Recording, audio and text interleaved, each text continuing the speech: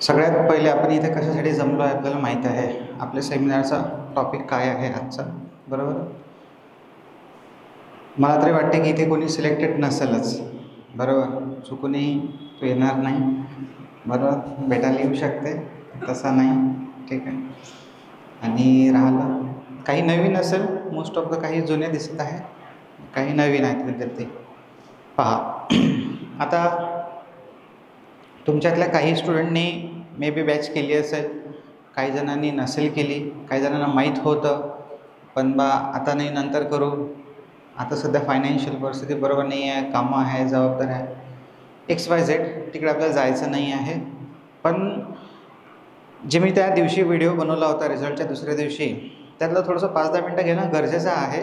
सगळं काही डिस्कस करू आपण. आपल्याला जस्ट फक्त आपण ॲज अ एक ऑफलाईन सेमिनार ज्याला आपण म्हणतो आहे त्याच्यापेक्षा काहीतरी आपल्याला पर्सनली, जर तुम्हीसुद्धा आता एवढ्या संख्येनं उपस्थित आहे तो ठीक आहे तो भाग, पण ॲज अ प्रत्येक विद्यार्थ्याला गायडन्स केल्यासारखं किंवा काहीतरी आपल्याला जर करायचं असेल तर आपण आता काय करू शकतो आणि आपल्याजवळ काय मार्ग आहे, आपल्याला जर अभ्यास करायचा असेल किंवा आपल्यासाठी काय काय ऑपॉर्च्युनिटीज आहे. सगळ्यात पहिले तर मी फ्रँकली बोलतो, तुमच्या सगळ्यांच्या मनात खूप सारा दुःख भरलेलं आहे, बरोबर? ज्यांनी मे बी बॅच केली असेल, बरोबर? आता ते दुःखाचे कारण अलग असू शकतात. ज्यांनी बॅच केली नाही आहे त्यांच्या डोक्यात एक दुःख वेगळं आहे की काश मी केली असती तर मी लागलो असतो, माझ्यासोबतचा लागला, तो लागला, हा लागला, याने मला सांगितलं तर मी ऐकलं नाही, असे विचार त्यांच्या डोक्यात आहे ज्यांनी नाही केलं. ज्यांनी बॅच केली प्रामाणिक, तर माझेच विद्यार्थी आहे, काही प्रॉब्लेम नाही आहे, नाही झालं एकदम 100% रिझल्ट येणं एकदम काही असं हे नाही आहे. तुम्ही बॅच लावा, रिझल्ट घेऊन जा, बरोबर? प्रत्येकाची मेहनत आहे, माझी मेहनत आहे, तुम्ही मेहनत आहे, म्हणून मी प्रत्येक सिलेक्ट झालेल्या विद्यार्थ्याला हेच म्हणतो की की माझ्या मेहनतीपेक्षा तुम्ही जास्त मेहनत केली म्हणून तुम्हाला हे यश भेटलं. तर आता ज्यांनी बॅच लावलेली आहे असं नाही की त्याने प्रत्येकाने मेहनत नाही केली. मला माहीत आहे त्यातल्या काही जणांनी खूप जीव तोडून मेहनत केलेली आहे. जेवढी एका सिलेक्टेड विद्यार्थ्यांना मे बी नसेल केली, काही जणांनी ती तेवढी केली आणि काहीतरी थोड्याशा मिस्टेक्स म्हणा, अजून काही गोष्टींमुळे आपला स्कोअर नाही आला आणि सिलेक्शन नाही झालं. आणि ज्यांनी बॅच लावली पण चालढकल केली, बरोबर?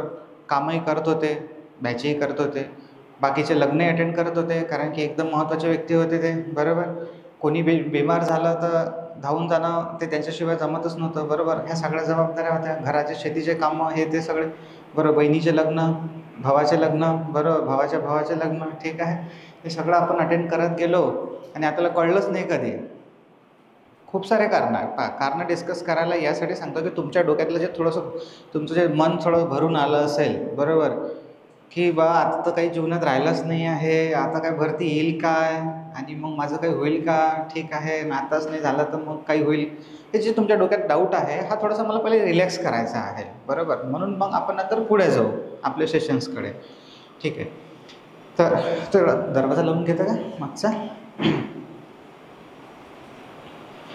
तर पहा, जे विद्यार्थी बॅच लावली पण अभ्यास नाही केला त्यांच्याबद्दल मित्रांनो खरंच मला वाईट नाही वाटत, बरोबर?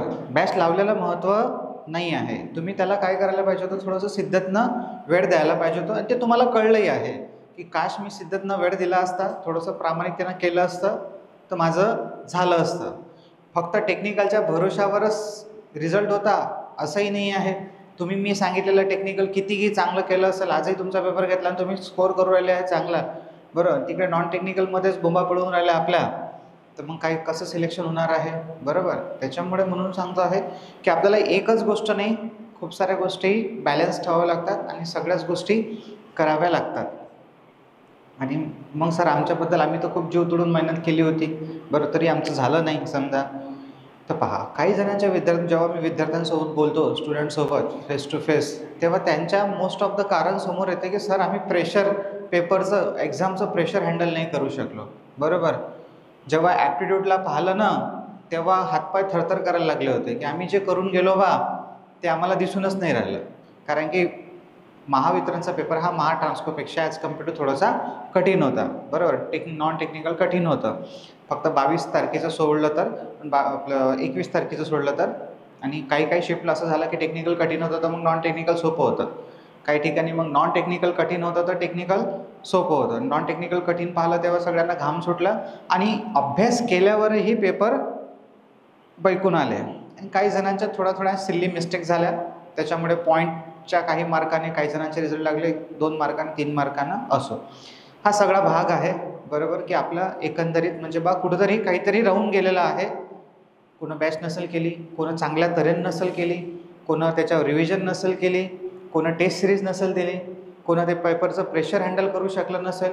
एवढं सगळं करूनही, जे की मी बोललो या 10 मिनिटात त्याचा सारांश आहे, आणि एवढं सगळं करूनही सिल्ली मिस्टेक ज्या नेहमी आपण करत आलेलो आहोत त्याच केल्या आणि आपला रिझल्ट गेला. आता असं रिझल्ट जाणारे हे तुम्ही नाही आहे, हे जे महाट्रान्सकोवाले सिलेक्टेड विद्यार्थी आहे आणि महावितरण याच्यातले मी असे विद्यार्थी काढून दाखवतो तुम्हाला माझ्याच बॅचचे मे बी की 100 ते 150 विद्यार्थी, की यांचे रिझल्ट कधीतरी मागच्या 5 वर्षामध्ये कुठेतरी 3-3 मार्कानं 2 मार्कानं राहिलेले आहे, 5 मार्कानं राहिलेले आहे. म्हणजे जिथं तुम्ही आज बसलेलं आहे ना त्याच्या आधी कोणीतरी बसून गेलेलं आहे. याच सिच्युएशनसाठी किंवा सर माय नाही झालं बरोबर, माय नाही झालं, विश्वास ठेवला, केलं, 1 नाही 2 नाही 3 वर्षांना सिलेक्शन झालं, पण झालं बरोबर, वेळ लागला पण झालं. पण त्यांनी तेव्हा सोडून दिलं असतं तर आज मे बी ते या लिस्टमध्ये नसते.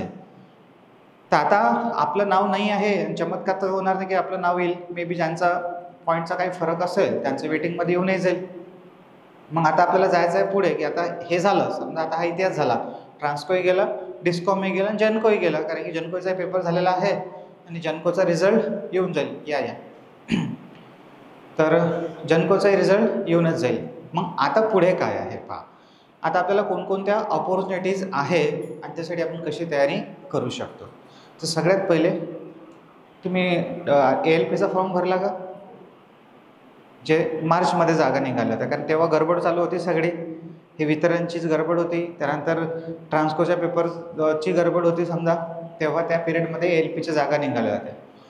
आता आपल्या आजचा ऑफलाईन सेमिनारचा उद्देश काय आहे, उद्देश हाच आहे की आपल्याकडे कोणकोणत्या अपॉर्च्युनिटीज आहे आणि आपण त्याला कसा पद्धतीने प्रिपेअर करू शकतो. जे झालं ते झालं. मी तुम्हाला जे पहिले 10-15 मिनटं सांगितलं ते फक्त हेच, की आपल्या काहीतरी चुका झालेल्या आहे त्या आता आपल्याला दुरुस्त करायच्या आहेत आणि जे भरती भेटेल आपल्याला त्याच्यात आपल्याला रिझल्ट काढायचा आहे.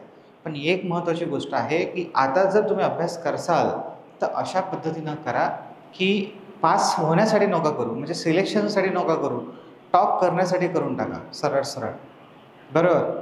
म्हणजे कारण की तसे सेंट्रल गव्हर्नमेंटच्या 100 जागा राहतात, 50 जागा राहतात, तर त्या 50-100 म्हणजे ते रँकरच झाले. तर आपल्याला रँक काढायची आहे याच दृष्टीनं. आणि कधी कोणाचं सिलेक्शन होईल हे काहीही सांगता येत नाही. कधी कोणाचं होईल आणि कधी कोणाचं नाही होईल काहीच सांगता येत नाही. पेपरचे 2 तास 1.5 तास तो सुद्धा खूप महत्त्वाचा रोल प्ले करतो आपल्या जीवनामध्ये. ठीक आहे. तर आता आपल्याकडे काय काय ऑपॉर्च्युनिटीज आहे. मोस्ट ऑफ द काही जणांनी ALPचा फॉर्म तुमच्यापैकी भरलाच आहे, काही जणांनी टेक्निशियनचा फॉर्म भरला असेल बरोबर. कारण की ज्या जॉबच्या ऑपॉर्च्युनिटीज आहे, आपल्याला वॅकन्सीज आहे त्या पहिले डिस्कस करावं लागेल, मग त्याच्यानंतर पुढे जावं लागेल. तुम्हाला माहीत आहे ALPमध्ये आपल्याला टेक्निकल सेकंड पेपरला आहे, तिथे 2 लेवल आहे, CBT 1 आणि CBT 2. त्याच्यामध्ये आपल्याला CBT 1 आणि CBT 2 पाहायला भेटेल आणि टेक्निशियन 1मध्ये एकच आहे, त्याला फक्त आपण CBT म्हणतो आहे. तर दोन्ही डिस्कस करू आपण इथे. मग आपण ऑपरेटरवर जाऊ, नगर परिषदवर जाऊ.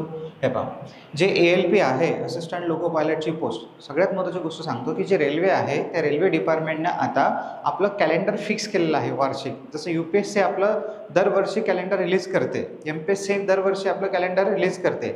महावितरण महाट्रान्सको नाही करत रिलीज की आम्ही आता पहा यावर्षी या महिन्यात भरती काढणार आहे, त्याची परीक्षा या महिन्यात होणार आहे, असं नाही होत. पण MPSC हे काही जणांना माहीत असेल, काही जणांना माहीत नसेल. ज्यांना माहीत नाही आहे त्यांच्यासाठी सांगतो आहे की MPSC UPSC ज्या हे सेक्टर्स आहे, डिपार्टमेंट्स आहे, हे दरवर्षी आपलं कॅलेंडर रिलीज करतात. त्याच महिन्यात बरोबर ते सांगतात की या महिन्यात हे ॲड येणार आहे, त्या महिन्यात ती ॲड येणार आहे, आणि दरवर्षी त्याच्या चालू राहते, काही ना काही जागा चालू राहते. आपलं तसं नाही आहे. आपलं डायरेक्ट आला तर एकाच वर्षी 5,000 आणि 2,500, नाही तर मग 3-4 वर्ष काहीच नाही बरोबर. अशा पद्धतीनं हा सगळा खेळ असतो. तर आता रेल्वे जे डिपार्टमेंट आहे यांनी आता मागच्या वर्षीपासून आपलं कॅलेंडर रिलीज केलं. म्हणजे आता यावर्षी मार्चमध्ये ALPची जागा निघाली होती बरोबर. पुढच्या महिन्यात पुढच्या वर्षी मार्चमध्ये ALPची जागा निघणार आहे. म्हणजे इथून किती महिने आहे, फक्त वेळ 6 महिने फेब्रुवारीच पकडा ना, 6 महिन्याचा वेळ आहे जर तुम्हाला ALPची तयारी करायची असेल तर. आणि टेक्निशियनची जी आहे ती मेमध्ये निघते, समजा मे जूनमध्ये जशी आता निघालेली आहे. ओके. आणि बाकीच्याही त्यांच्या पोस्ट असतात, फक्त आपण आपल्या डिपार्टमेंटशी रिलेटेड डिस्कस करत आहे. ठीक आहे. तर रेल्वेचं फिक्स आहे दरवर्षी, समजून आलं ना तुम्हाला. म्हणजे आपल्याला बा ऑपॉर्च्युनिटीज शोधायच्या आहे की कोणकोणत्या ऑपॉर्च्युनिटीज आहे. तर आपल्याकडे रेल्वे आहे, झालं एक. दुसरं रेल्वेमध्ये 2. आता काही पोरं ALPला मोस्ट ऑफ द सगळेच क्वालिफाय आहेत ना, त्याच्यात तर काही प्रॉब्लेमच नाही आहे. आणि टेक्निशियनलाही आता काय आहे माहिती आहे का, टेक्निशियनकडे जाऊ आपण थोडंसं आणि मग ALPकडे जाऊ, मग पुढे पुढे जाऊ. एक एक सिलेबस, एक एक डिपार्टमेंट डिस्कस करू, कारण तुम्हाला हे सगळं माहीत असलं पाहिजे. पहा, जे टेक्निशियनची पोस्ट आहे रेल्वेजमध्ये आता सध्या जागा निघालेल्या 6000 जागा आहेत. तर खूप मोठ्या जागा आहे. पण त्याच्यापैकी आपल्या इलेक्ट्रिशियनच्या वायरमनसाठी वेगवेगळे पोस्ट असतात, तर त्या वेगवेगळ्या पोस्टसाठी आपण फॉर्म भरू शकतो. तर याच्यामध्ये जर आपण आलो डायरेक्ट इथे येऊ आपण. हा टेक्निशियनचा एक्झाम पॅटर्न आहे. एक्झाम पॅटर्न याच्यामध्ये तुम्हाला फक्त पाहून घ्या, काही माहीत पाहिजे आपल्याला. बरं, मॅथमॅटिक्स आहे, जनरल इंटेलिजन्स अँड रिझनिंग म्हणजे आपलं बुद्धिमत्ता आहे, अंकगणित आहे. त्यानंतर जनरल सायन्स आणि जनरल अवेअरनेस. जनरल सायन्स म्हणजे जे आपण शिकतो आहे सायन्समधलं तेच, ठीक आहे. बायोलॉजी, केमिस्ट्री वगैरे, बोटनी वगैरे, झुओलॉजी हा सगळा पार्ट याच्यामध्ये येते. जनरल अवेअरनेसमध्ये मग आलं सगळं, थोडंसं हिस्ट्री आहे, थोडीशी जॉग्राफी आहे. ओके, अशा जे टॉपिक असेल आपल्या हे जॉग्राफी वगैरे हे असे येतात. GK असेल स्टॅटिकवालं, तर ते इथे टेक्निकल नाही आहे. आता याचं वॅटेज पहा कसं आहे. नंबर ऑफ क्वेश्चन्स मॅथमॅटिक्सचे 25 आहे, रिझनिंगचे 25 आहे. म्हणजे मोस्ट ऑफ द हे 2 विषय हे असे आहे की म्हणजे कंपल्सरीच आहे. बरोबर. याच्याशिवाय जसं लग्नात नवरदेवाच्या शिवाय नवरीशिवाय लग्न होणार नाही आहे, नवरदेव येऊन काही फायदा नाही आहे. बरोबर. नवरी लग्नात लागलं तरच, आणि ब्राह्मणही लागत. बरोबर. लग्न लावायला ॲटलिस्ट 3 लोक तरी पाहिजेच. बरोबर. तसंच इथे आहे. हे दोघं कुठेही आहेत. बरोबर. हे दोघं कुठेही आहे. तुम्ही कोणतेही काढा, आपलं जनको काढा, डिस्कॉम काढा, ट्रान्सको काढा, टेक्निकल द्या एक्झाम, नॉन टेक्निकल द्या, हे पिच्छा सोडणार नाही आहे. बरं, मग याला वेगळं का बरं आपण ट्रीट करतो? हे तर तसेही करा. रेल्वेचा जो भाऊ आहे आपल्या डोक्यामध्ये, बापरे रेल्वे तिकडचेच पोरं UP बिहारचे, आपल्या याच्यानं तर होतच नाही, हेच नाही झालं, याच्यातच नाही झालं, तर टफ कॉम्पिटिशन. मला एवढं म्हणायचं आहे की आतापर्यंत जे झालं ते झालं. याच्यानंतर जे तुम्ही कराल ना ते शिद्दतनं करा. बस स्कोरिंगवाला करा. काहीही येऊ, कसंही येऊ, आपल्याला येईल अशा पद्धतीनं. हे 2 विषय कॉमनच आहे. देन आपण याला घाबरतो, जनरल सायन्सला आणि अवेअरनेसला. याचे आपल्याकडे मोस्ट ऑफ द आपल्याला मराठीमध्ये क्लासेस नाही भेटत. बरं, आहेत काही ठिकाणी, पण जास्त करून हिंदीमध्ये जर तुम्ही केले तर बेटर राहील, तुम्हाला चांगले क्लासेस भेटतील. त्याच्यासाठी काय करता येईल मी सांगतो तुम्हाला. हा झाला रेल्वेचा टेक्निशियनचा. कारण की पहा, जे सध्या आहे ना त्याच्याकडे फोकस केलेला कधीही बरा. म्हणून मी पहिले टेक्निशियन सांगितलं. टेक्निशियनमध्ये टेक्निकल नाही आहे, एकच एक्झाम आहे. आणि याच्यातही काही रॉकेट सायन्स नाही आहे. शिद्दतनं 4 महिने द्यावं लागेल. 4 महिने जर दिले तर तुम्ही चांगल्यापैकी याला कव्हर करू शकता. रातोरातवाली खेळ नाही आहे. 4 महिने तुम्हाला द्यावे लागेल. ठीक आहे. प्रॉपरली तुम्ही एखादी बॅच जॉईन करून त्याच्या नोट्स मेकिंग करून सगळं काही त्याच्यावर रिव्हिजनवर करू शकता. ठीक आहे. मग आलो आपण आता ALPकडे. तर ALPमध्ये CBT 1 अशीच आहे. देन CBT 2ला आपल्याला पासिंगसाठी फक्त काय आहे, टेक्निकल आहे. आता खूप सारे स्टुडंट मला असे भेटलेले आहे की त्यांनी ALPमध्ये CBT 1मध्ये चांगला स्कोर केला आणि CBT 2मध्ये इवन पाससुद्धा होऊ शकले नाही, कारण की नॉन टेक्निकल म्हणजे जे टेक्निकल होतं त्याच्यावर काही फोकसच नव्हता, काही अभ्यासच नाही केला, म्हणजे काही फायदा नाही झाला. तर आपल्याला असं जरी असेल की CBT 2मध्ये जो टेक्निकलचा पार्ट आहे हा आपल्याला म्हणजे आता फक्त पासिंगच आहे, स्कोरिंगला नसतो तो, त्याच्यावर तुमचं सिलेक्शन नाही राहत, फक्त पासिंग करावं लागतं तुम्हाला. पण तेही जर तुम्ही नाही केलं तर तुमची ALPचं काही खरं नाही आहे. हे झालं आपल्याकडे पहिली अपॉर्च्युनिटी टेक्निशियनची. दुसरी अपॉर्च्युनिटी झाली ALPची. तिसरी आहे आता ऑपरेटरची, महाडिस्कॉम ऑपरेटर. आता खूप साऱ्या पोरांच्या डोक्यात होतं, मी तुम्हाला त्या आपल्या याच्यामध्ये सांगितलंच होतं आजच्या गायडन्स सेमिनारमध्ये, की ज्या ज्या वॅकन्सीज आहे त्याच्याबद्दल आपल्याला डिस्कस करायचं आहे. आता इथे ऑपरेटरसाठी काय क्रायटेरिया आहे, सगळ्यात महत्त्वाची गोष्ट म्हणजे ऑपरेटरचा जर मला फॉर्म भरायचा असेल तर त्याच्यासाठी एज्युकेशन क्वालिफिकेशन काय पाहिजे. तर हे जे मी सांगतो आहे तुम्हाला एज्युकेशन क्वालिफिकेशन, हे मागच्या ॲडव्हर्टाईजमेंटनुसार आहे. तर सगळ्यात पहिले तर तुम्हाला ITI पाहिजे, तो इलेक्ट्रिशियन ट्रेड असो की वायरमन असो, पासिंग पाहिजे आपल्याला. दुसरी 1 वर्षाची अप्रेंटिसशिप, 2 वर्षाची चालते, काही जणांनी आधी केलं असेल तर 2 वर्षाची अप्रेंटिसशिप, नाही तर मग 1 वर्षाची अप्रेंटिसशिप आणि 1 वर्षाचा अनुभव. हे मागच्या याच्यामध्ये होतं. ज्यांच्याकडे 2 वर्षाची अप्रेंटिसशिप होती त्यांना अनुभवाची गरज नव्हती, बरोबर. म्हणून मग अजून एक महत्त्वाची गोष्ट आहे की ज्यांच्याकडे महाडिस्कॉमची अप्रेंटिसशिप आहे, आता हे मागच्या ॲडव्हर्टाइजमेंटनुसार आहे, महाडिस्कॉमची ज्यांच्याकडे अप्रेंटिसशिप आहे त्यांना 1च वर्षाचा अनुभव लागत होता आणि ज्यांच्याकडे महाडिस्कॉम सोडून अप्रेंटिसशिप होती त्यांना 2 वर्षाचा अनुभव लागत होता. तर हे आता यावेळेस ते काय करतात ते पाहू आपण. पण एक डोक्यात तुम्ही चालवून घ्या की 1 वर्षाची आपल्याला अप्रेंटिसशिप आणि 1 वर्षाचा आपल्याला अनुभव पाहिजे. इथे किती स्टुडंट आहे की ज्यांची अप्रेंटिसशिप झाली आहे? बढिया, ओके. मोस्ट ऑफ द विद्यार्थ्यांची अप्रेंटिसशिप झाली आहे. तर ज्यांची अप्रेंटिसशिप नाही झालेली आहे त्यांच्यासाठी नेक्स्ट बेटर लक नेक्स्ट टाईम, बरोबर, असंच म्हणता येईल आपल्याला. तर ऑपरेटरची मग आता ॲड कधी येईल? ओके, ऑपरेटरची ॲड कधी येईल पहा. खूप साऱ्या पोरांचे मला हे सगळे क्वेश्चन्स आहे. रोज हे क्वेश्चन्स व्हॉट्सअपला येतात, कॉल येतात की सर आता संपलं, आता ऑपरेटरची जागा कधी येते, बरोबर.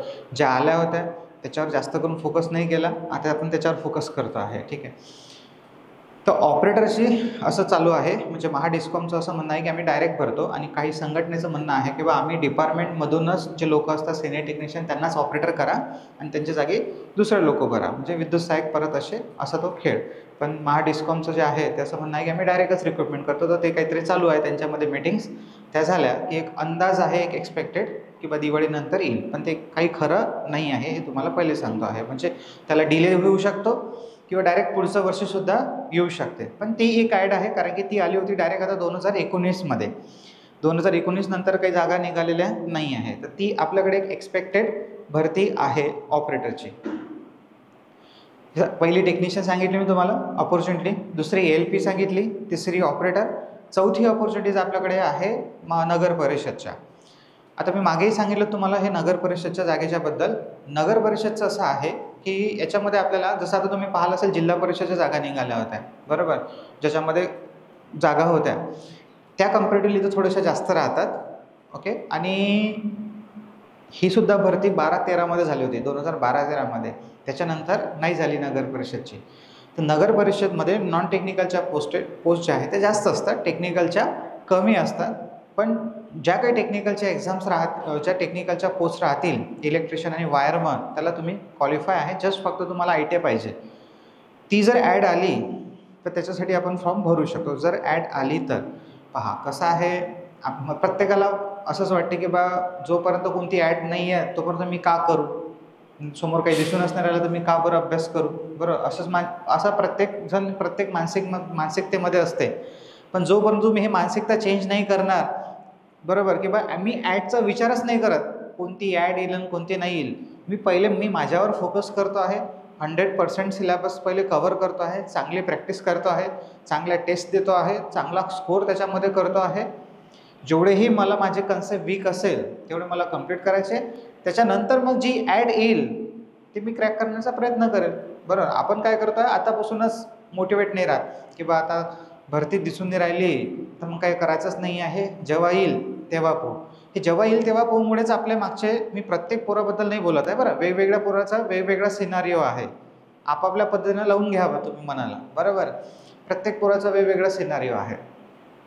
काही जणांनी हेच केलं ना, पेपर होतेच काय, कधीपासून निघाला, जेव्हा पेपर येईल तेव्हा मी बॅच लावल, जेव्हा ॲड येईल तेव्हा काही जणांनी लावल्या, झालं नाही.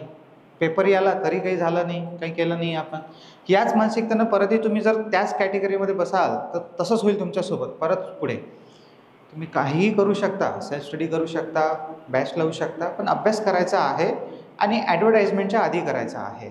तुम्हाला परत सांगतोय, मला आता जे फोन येत आहे ना सिलेक्शनचे जेवढे येत आहे त्याच्या अर्धे फोन मला हेच येत आहे नवीन पोरांचे की सर आम्हाला तुमच्याबद्दल माहीत होतं, काश आम्ही बॅच लावून घेतली असते तर आमचं झालं असतं, काश अभ्यास केला असता तर आम्हाला असं वाटलं की आमचा अभ्यास आहे बा टेक्निकल चांगला आहे, आम्हाला तर काय वायरिंग हे जमते, बटन वगैरे स्विच वगैरे सगळंच माहीत आहे, रिलेबद्दलही माहीत आहे, नॉलेज त्यांना. पण तसं नाही आहे. तुम्हाला माहीत आहे आता पेपर कसे आहेत. खूप साऱ्या पोरांनी काय चुका केल्या, सोबतच वाचलं फक्त. मित्रांनो, सोबत चांगलं पुस्तक आहे असं नाही म्हणत, पण त्या सोबतच्या भरोशावर आता रिझल्ट काढणं शक्य नाही आहे आणि एका पुस्तकाच्या भरोशावर तर शक्यच नाही आहे. कमीत कमी 5-6 पुस्तकातला डेटा डोक्यामध्ये भरून वेगवेगळ्या ठिकाणचा आपल्याला लक्षात ठेवावा लागतो. तुम्ही सेल्फ स्टडी करा, बॅच लावा, कसंही काही करा, पण तुम्हाला अभ्यास करताना जे मी गायडन्स आहे ते सांगतो आहे की खूप साऱ्या पोरांनी काय केलं, थेरी वाचत गेले, मग ते सेल्फ स्टडीवाले असो या बॅच करून रिव्हिजन करणेवाले असो, वाचत गेले. हां ठीक आहे बा, हे असं असते, हे असं असते. त्या कन्सेप्टला कधी समजून घेतलंच नाही की काहून आहे बा हे असं, मग असं झालं तर तसं. जास्त डॉक्टरेटही आपल्याला करायची नाही त्याच्यामध्ये, PhD, पण बेसिक गोष्टी तरी आपल्याला ॲटलिस्ट माहीत असले पाहिजे. मी पोरांना विचारतो, का रे बा तुझ्यावर तर विश्वास होता मला, तुझ्या तर होऊन जाईल, बरोबर. मग पोरं सांगतात तेव्हा, सर मला असं वाटलं होतं की हे असं होऊन जाईल, बरं. म्हणजे स्वतःच रिसर्च केला स्वतःवर आणि स्वतः डिसाईड केलं की असं केल्यानं बा रिझल्ट येते. म्हणजे मास्तर सांगून राहिला, मूर्ख आहे, बरोबर. चुका सांगतो तुम्हाला, तुम्ही ह्या मे बी केलं असेल, नाही तर भविष्यात तुम्ही करणार, आणि परत ही सिच्युएशन आपल्यावर आली नाही पाहिजे. MCQ वाचून राहिले, बहादरांना डायरेक्ट ॲन्सर मार्क करून ठेवले पुऱ्या पुस्तकात. म्हणजे त्याच्या मागं असते का नाही आन्सर, डायरेक्ट पेन्सिलनं तिथं मार्क करून ठेवले. मला काही पोरं हे, सर तुमच्या नोट्समध्ये ना ॲन्सर शीट मागं आहे, तिथंच पाहिजे होती. पुस्तकात कसं तिथं प्रश्न तिथंच खाली, एवढं रेडीमेड राहायचं, एवढा आळस, बरं. एवढं तुला फास्ट घाई की लगेच प्रश्न असल्याबरोबर लगेच उत्तर, डोक्याला विचार तर करायला वेळ दे, बरोबर. काहीतरी स्वतःचा विचार कर की त्या प्रश्नाचं उत्तर काय आहे. आपल्याला ते धीरही नाही आहे, 5 सेकंद लगेच उत्तर, नाही जमलं, हां लगेच खाली आपण ॲन्सर पाहतो, हे आहे का, अरे कुठं झालं ते. तुम्ही शॉर्टमध्ये पाहिलं, शॉर्टमध्येच विसरले ते, बरोबर. काहीतरी डोक्याला ताण पडला पाहिजे, बरोबर. तेव्हा तो प्रश्नही लक्षात राहतो, त्याचं उत्तरही लक्षात राहते. तर भाऊनं सगळे ॲन्सर मार्क करून घेतले, खूप साऱ्या पोरांनी केले, आणि बस वाचत गेले आणि काय वाटत होतं की पेपरमध्ये गेल्यावर मला येऊन जाईल, हाच प्रश्नही दिसन, हेच त्याचं उत्तरही मी मार्क करेन. एवढे मूर्ख आहेत काय ते एक्झामिनर घेणारे, त्याच्याजवळ का पुस्तकं नाही का तुम्ही जे वाचून राहिले ते, बरोबर. हे जे पुस्तकं आपण वाचतो आहे, जे आपण MCQ वाचतो आहे, हा एक बेस आहे क्वेश्चनला हँडल करण्याचा, कन्सेप्टला टॅकल करण्याचा, बरोबर, विचार करण्यासाठी. असेच क्वेश्चन्स सगळेच थोडी रिपीट होतात, बरोबर. त्याच्यामुळे लक्ष ठेवा की फक्त MCQच्या भरोशावरच रिझल्ट येईल आणि फक्त थेरीच्या भरोशावर रिझल्ट येईल असं नाही आहे. हे चुका सांगतो मी तुम्हाला चांगल्या पद्धतीनं थेरी करायची आहे. MCQ वाचताना तुम्हाला तेही सिद्धतनं कन्सेप्ट वाईज त्याचे कन्सेप्ट. MCQ वाचताना आपण जेव्हा MCQ वाचतो आहे तेव्हा आपल्याला तो MCQ नाही दिसला पाहिजे. तो जे थेरीमध्ये जो आपण कन्सेप्ट शिकलो असेल, तुम्ही सेल्फ स्टडी केला असेल, बॅच केली असेल, तुम्ही जे नोट्स बनवली असेल, सेल्फ स्टडी करताना नोट्स बनवावं लागते, बॅच करताना नोट्स बनवावं लागते. तुम्ही जे नोट्स बनवले असेल ना, त्याच्यातला पुरं कन्सेप्ट फिरला पाहिजे डोक्यात. अच्छा, हे पुरी पिक्चर अशी आहे, बरं. जर तुम्हाला टॉर्क इक्वेशन म्हटलं DC मोटरचं, तर मग ते कशा पद्धतीनं डेराईव्ह होते, त्याच्यात काय काय गोष्टी ॲड झालेल्या आहे, ते कसं झालेलं आहे, हे सगळं माहीत असलं पाहिजे. आणि त्याच्यावरून मग काय होतं की कन्सेप्ट, जसं आता सपोज आर्मेचर रिॲक्शन असेल, तर मग आर्मेचर रिॲक्शन म्हणजे काय, फॉर एक्झाम्पल सांगतो आहे, मग त्याच्यामधून कोणते इफेक्ट होऊन राहिले, मग कसे आहे, मग त्याचे किती टाईप्स आहे, मग ते कमी करण्यासाठी काय करतात. मग आर्मेचर वाइंड, मग इंटरपोल असते, तर मग इंटरपोल आर्मेचरच्या सिरीजमध्येच का लावतात, असं असते बा. इंटरपोल वाइंडिंग आर्मेचर रिॲक्शन कमी करते, एवढं नाही पाहिजे. ते काय काम करते, कशी करते, जोडलेली, जो मी ॲटलिस्ट सांगितलं असेल या पुस्तकात तुम्हाला सांगितलं आहे, तेवढे कन्सेप्ट तरी तुमचे काय असले पाहिजे, क्लिअर असले पाहिजे. एखाद्या वेळेस इंडक्शन मोटर असेल, तर इंडक्शन मोटरमध्ये स्पीड, टॉर्क, स्लिप कॅरेक्टरिस्टिक्स आहे. तर टॉर्कमध्ये जर चेंजेस झाले तर स्पीड, स्लिपमध्ये काय चेंजेस होतील, स्पीडमध्ये काय चेंजेस होतील, कन्सेप्टसुद्धा माहीत पाहिजे. DC मोटरमध्ये फ्लक्समध्ये जर वाढ झाली तर स्पीडमध्ये काय बदल होईल, काय रिलेशन्स आहे, ह्या कन्सेप्ट आहेत कुठं. नाही तर मग डायरेक्ट इलेक्ट्रॉनचं मास किती, इलेक्ट्रॉनवर वजन किती असतो, असं जर तुम्हाला क्वेश्चन विचारला तर तो डायरेक्ट पाठांतराचा आहे. मग ते तुम्ही असो की मी असो, तिथं तर आपल्याला डायरेक्ट काय पाहिजे, रट्टाच पाहिजे, आणि आपण डायरेक्ट त्याच्यावरून त्याचा आन्सर देऊ शकतो. तिथं काही कन्सेप्टची गरज नाही आहे. पण जिथे कन्सेप्ट आहे तिथे आपल्याला क्लिअर करावेच लागतं. तर ह्या सगळ्या अभ्यास भविष्यात तुम्ही कराल तर ह्या गोष्टी लक्षात घेऊन करजा की जे तुम्ही शिकाल ना, तो कन्सेप्ट, तो टॉपिक तुम्हाला दुसऱ्याला तरी ॲटलिस्ट एक्सप्लेन करता आला पाहिजे, बाजूच्याला, आपल्या मित्राला, की नाही रे बाय थांब, तुला येत नाही तर मी सांगतो, किंवा मला हा येत नाही तर तू सांग, बरोबर. किंवा स्वतःला तरी ॲटलिस्ट समजून सांगता आला पाहिजे. आपण दुसऱ्यांना मूर्ख बनवू शकतो, स्वतःला नाही बनवू शकत, बरं. काही ते गाणं म्हणतो ना आपण, एकदा सुरुवातीला चांगलं म्हणतो आणि त्यानं हो लावतं, तसं नाही झालं पाहिजे. हा हे येते आणि पुढचं गायब आहे, नाही, पुढे म्हणता आलं पाहिजे आपल्याला, बरोबर. पुरा कन्सेप्ट आपल्याला आठवला पाहिजे. नाही तर बस हा मला माहीत आहे असं नाही, पूर्ण माहीत आहे की नाही आहे एकदा पूर्ण सिद्धतनं आठवणं. तर नगर परिषदसाठी म्हणजे अभ्यास करताना ज्या चुका आपल्याला रिमूव्ह करायच्या आहे आणि अपॉर्च्युनिटीज, तर सगळ्यात पहिले मी तुम्हाला सांगितली ALPची जी मार्चमध्ये येईल, टेक्निशियनची पुढच्या वर्षी यावेळेस येईल. आजची शेवटची तारीख आहे. जर कोणाला टेक्निशियनचा फॉर्म भरायचा असेल, काल मी ग्रुपवर टाकलं होतं टेलिग्रामवर, आजही सांगतो आहे तुम्हाला, आजची शेवटची तारीख आहे 7 तारीख. जर त्यांनी वाढवली आहे डेट 5-7 दिवसाची, तशी 28-29 होती. भरून तर पहा, एक्झाम तर देऊन पहा, थोडंसं करून तर पहा, तोपर्यंत तुम्हाला कसं कळणार आहे. आणि जास्त खोलात जाऊ नका, जो नॉन टेक्निकल पार्ट आहे त्याच्यात जास्त खोलात जाऊ नका, कारण की मग इकडे टेक्निकलला वेळ नाही भेटत आपल्याला. देन मग मी सांगितलं तुम्हाला आपलं ऑपरेटरची एक्झाम, त्याला क्वालिफिकेशन सांगितलं.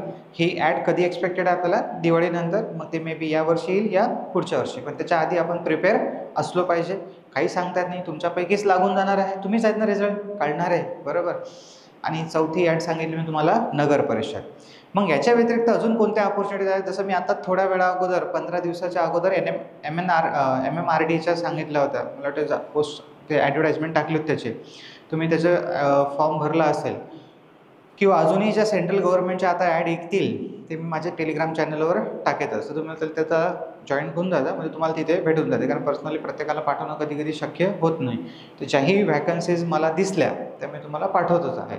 अशा ना 5ही जागा भरून पहा, पेपर कुठेही असे ना देऊन पहा. जोपर्यंत तुम्ही पेपर देणार नाही, ते प्रेशर हँडल करणार नाही, स्वतःला टेस्ट करणार नाही की इतर ऑल ओव्हर इंडियामध्ये तुमची रँक किती ना होईना सिलेक्शन 1-2 वेळा पहिल्या वेळेस अटेम्पमध्ये सेंट्रल गव्हर्नमेंटच्या माहीत तर पडते तुम्ही किती पाण्यात आहेत, किती कशा लेवलचे पेपर येत आहेत, बरोबर. आता काय होते की आपण फॉर्म तर भरतो, पण जेव्हा एक्झाम येते तेव्हा सेंटर भेटते. मग आपल्याला MP, UP किंवा मग इकडे साऊथमध्ये मग जाण्याचा खर्च, राहण्याचा खर्च. एक तर आपल्याला काय आहे म्हणजे जाण्यासाठीच जीवर आहे, ते कंटाळा आहे, तेवढ्या दूर कोण जात बसा. पण तिकडचे पोरं कुठे जाते, नॉर्थचा पोरगा साऊथला जाते पेपर द्यायला, बरोबर ना. आपण जात नाही, मग आपण फॉर्म भरूनही काही फायदा होत नाही. पहिले तर अभ्यासही करत नाही चांगला, आणि जर अभ्यासच नसन केला तर 4-5, 200-300 किलोमीटर तुम्ही पेपरला जाऊन तुमचा फायदा काय आहे, बरोबर. काय आहे ना, आता ह्याच्या ट्रान्सकोमध्ये आणि डिस्कॉममध्ये जे पोरं लागलेले आहे ना, बोलायला खूप काही आहे मित्रांनो, आणि कुठं ना कुठं प्रत्येकाच्या कामाचं आहे. या ट्रान्सकोमध्ये आणि डिस्कॉममध्ये जे पोरं लागलेले आहे ना, याच्यात असे पोरं आहे की जे ऑलरेडी सेंट्रल गव्हर्नमेंटमध्ये जॉबवर होते, कारण की त्यांना जीवनामध्ये प्रत्येकाला लवकरात लवकर सेटल व्हायचं. आता तुमची अशी परिस्थिती आहे की तुम्हाला वितरणमध्ये जर दूर टाकलं असतं ना, समजा तुम्ही वितरणमध्येच लागले, जसं मला खूप साऱ्या पोरांचे फोन आले ट्रान्सकोमध्ये, सर ट्रान्सको तर असंच आहे, तुम्ही तर चांगले म्हणत होते, बरोबर, इथं तर काम करावं लागते, मग का फुकटात पगार देतील का तुम्हाला ते, बरोबर.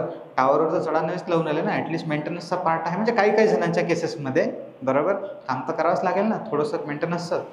म्हणजे ते त्याला म्हणजे ट्रान्सको म्हणजे फक्त बस का साहेबासारखं बसच लावतील का तुम्हाला, बरोबर नाही ना, काही तर काही काम राहीलच. दुसरी गोष्ट, काही जण लागूनही दुःखात असे आहे की आम्हाला दूर भेटलं, बरोबर. अरे आम्ही तर प्रेफरन्स टाकला होता, त्याच्यापेक्षा दूरच भेटलं. अरे भेटलं राजा, नशीब तू महाराष्ट्रातच आहे, बरोबर, महाराष्ट्राच्या बाहेर नाही गेला, बरोबर. त्याचे ते, आणि काही जण अशी असतील, आता समजा तुमचं झालं असतं ना, तर त्याचा जो दूर भेटलं असतं तर तुमची जायची तुम्ही ते फील नाही करू शकत सध्या. जोपर्यंत आपलं सिलेक्शन होत नाही आणि आपल्याला आता दूर जाणे लागत तोपर्यंत त्या फिलिंगही आपल्याला येतच नाही.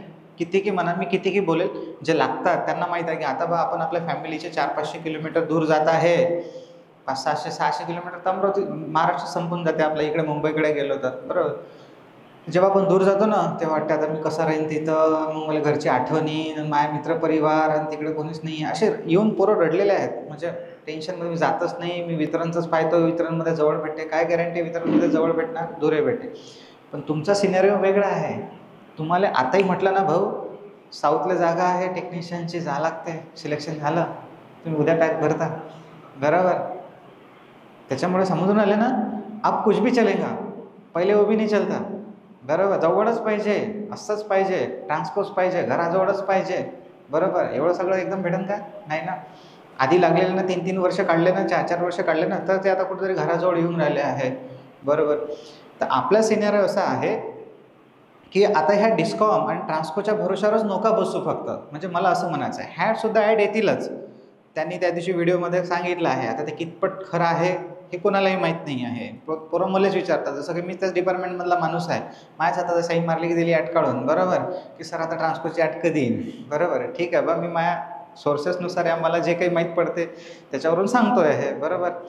तर त्यांनी ज्या न्यूजमध्ये सांगितलं होतं 1-1.5 महिन्याच्या अगोदरची गोष्ट आहे की आम्ही पुन्हा पुढच्या वर्षी ट्रान्सकोची ॲड काढणार आहे. आता बसन तुम्ही पुढच्या वर्षीपर्यंत वाट पाहत, काही जणांना त्याच्यात डाऊट आहे येईल की नाही येईल, बरोबर. म्हणजे तोच सिनारिओ डबल तेच जे आता तुम्ही केलं ना, डबल तेच करणार. आणि खरंच आली तर चला ठीक आहे, खरंच समजा आले आणि तुम्ही प्रिपेअर नसले तर म्हणजे गेला चान्स.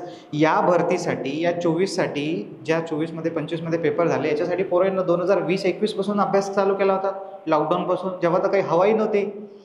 काहीतरी होईल बा, आता येते आता येते असं करता करता 23मध्ये ॲड आली. विचार करा, म्हणजे ॲड आयलाच 3 वर्ष लागले. आणि त्याच्यासाठी त्यांनी तेव्हापासून, मग आपण ॲटलिस्ट आपलं प्रिपरेशन त्यांनी तेव्हाच अभ्यास करून ठेवून दिला होता. मग त्यांचं सिलेक्शन होणार नाही का, विचार करा तुम्ही. आणि सोडलंही नाही, टिकून राहिले. त्यांना माहीत आहे की वेळ लागेल, पण पुढचं आयुष्य काय आहे, सुखी आहे. आता काही टेन्शन आहे. आता पुरा डेटाही करप्ट झाला डोक्यातला, तर डिपार्टमेंट काढू नाही शकत, बरोबर. त्याला स्क्रूड्रायव्हरही नाही समजला तरी नाही काढू शकत, बरोबर. तर त्यानं किती मेहनत केली असेल लागायसाठी, बरोबर. तर असा सगळा सिनेरिओ आहे. तुम्ही त्या याच्यावर जाऊच नका की बस संधी कधी भेटेल. राहिलं वितरणचा, आपल्या डोक्यात काय असते बा, नाही आता गव्हर्नमेंट काही जागा काढणार नाही, पंचवार्षिक योजना आहे, आता तर पुढचं इलेक्शन होईल तेव्हा. काहीही सांगता येत नाही.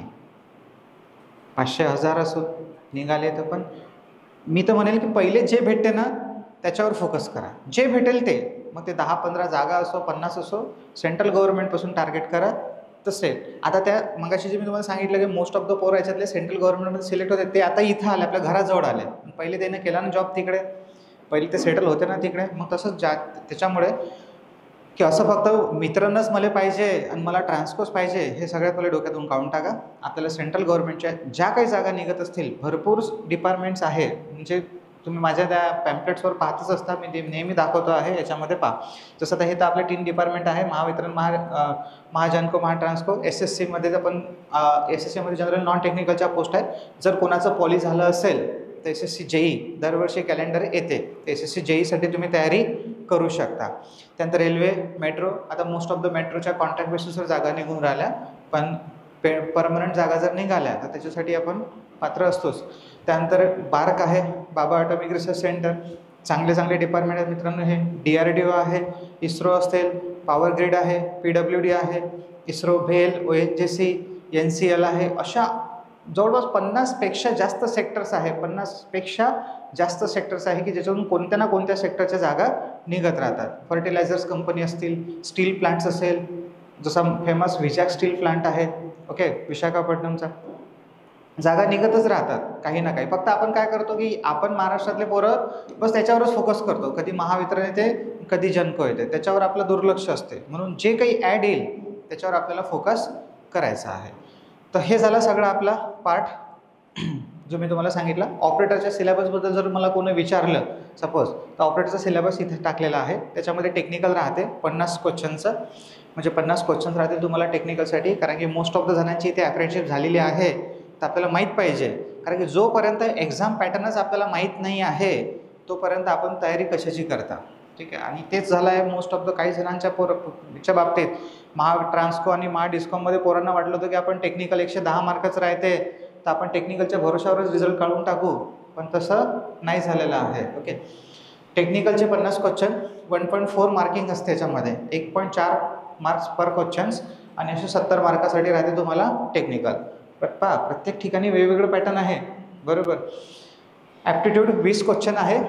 आधी हे मागचं आहे आणि हे असंच असेल असं नाही म्हणत आहे मी तुम्हाला. जसं आता पहा, जो डिस्कॉमचा त्यांनी ॲडव्हर्टाइजमेंटमध्ये जो सिलेबस टाकला होता, ऐन पेपरच्या वेळेवर काय केला, चेंज केला. ते जरी बरं झालं की आपण ते सगळं करून तो सिलेबसचा पॅटर्न मागच्यासारखा केला. क्वेश्चनची संख्या त्यांनी कमी केली, पण ॲटलिस्ट तेवढं तरी बरं झालं. नाही तर त्याने टेक्निकलला इज्जतही ठेवली नव्हती, बरोबर. विचार करा. तर हे 20 क्वेश्चन तुम्हाला ॲप्टिट्यूडचे आहे, हे कुठेही भेटते तुम्हाला, ओके. याचे 20 मार्क आहे. त्याच्यानंतर रिझनिंगचे 20 क्वेश्चन, रिझनिंगसाठी अर्धाच मार्क आहे इथं, 10 मार्क्स, ओके. अशा पद्धतीने तुमचा जो पेपर आहे 70, 20, 90, 10, 100 मार्क्सचा पेपर राहतो. 90 क्वेश्चन्स आहे टोटल. आणि 120 मिनिटाचा काय आहे, टाईम आहे. 2019ला जो ऑपरेटरचा पेपर झाला होता, बरोबर, तो समजा ॲज ट्रान्सकोसारखाच होता आपला, जे आता यावर्षी ट्रान्सको झाले ना त्यावर्षीच. पहा, ह्या सगळ्या गोष्टी डिस्कस करणं यासाठी गरजेचं आहे की जसं आता आपण 2020-21 पासून बॅच घेत होतो, मी बॅच घेत होतो, तुम्ही अभ्यास करत होतो, किंवा अजूनही काही पोरं अनेक ठिकाणी अभ्यास करत होते समजा. या तर काही जणांना वाटत होतं की बा पेपर ट्रान्सकोचा खूपच कठीण येते, खूपच कठीण होते. तर एवढ्या डीपमध्ये घुसत गेले की खूप जास्त, बरं, की ज्याची काही गरज नव्हती.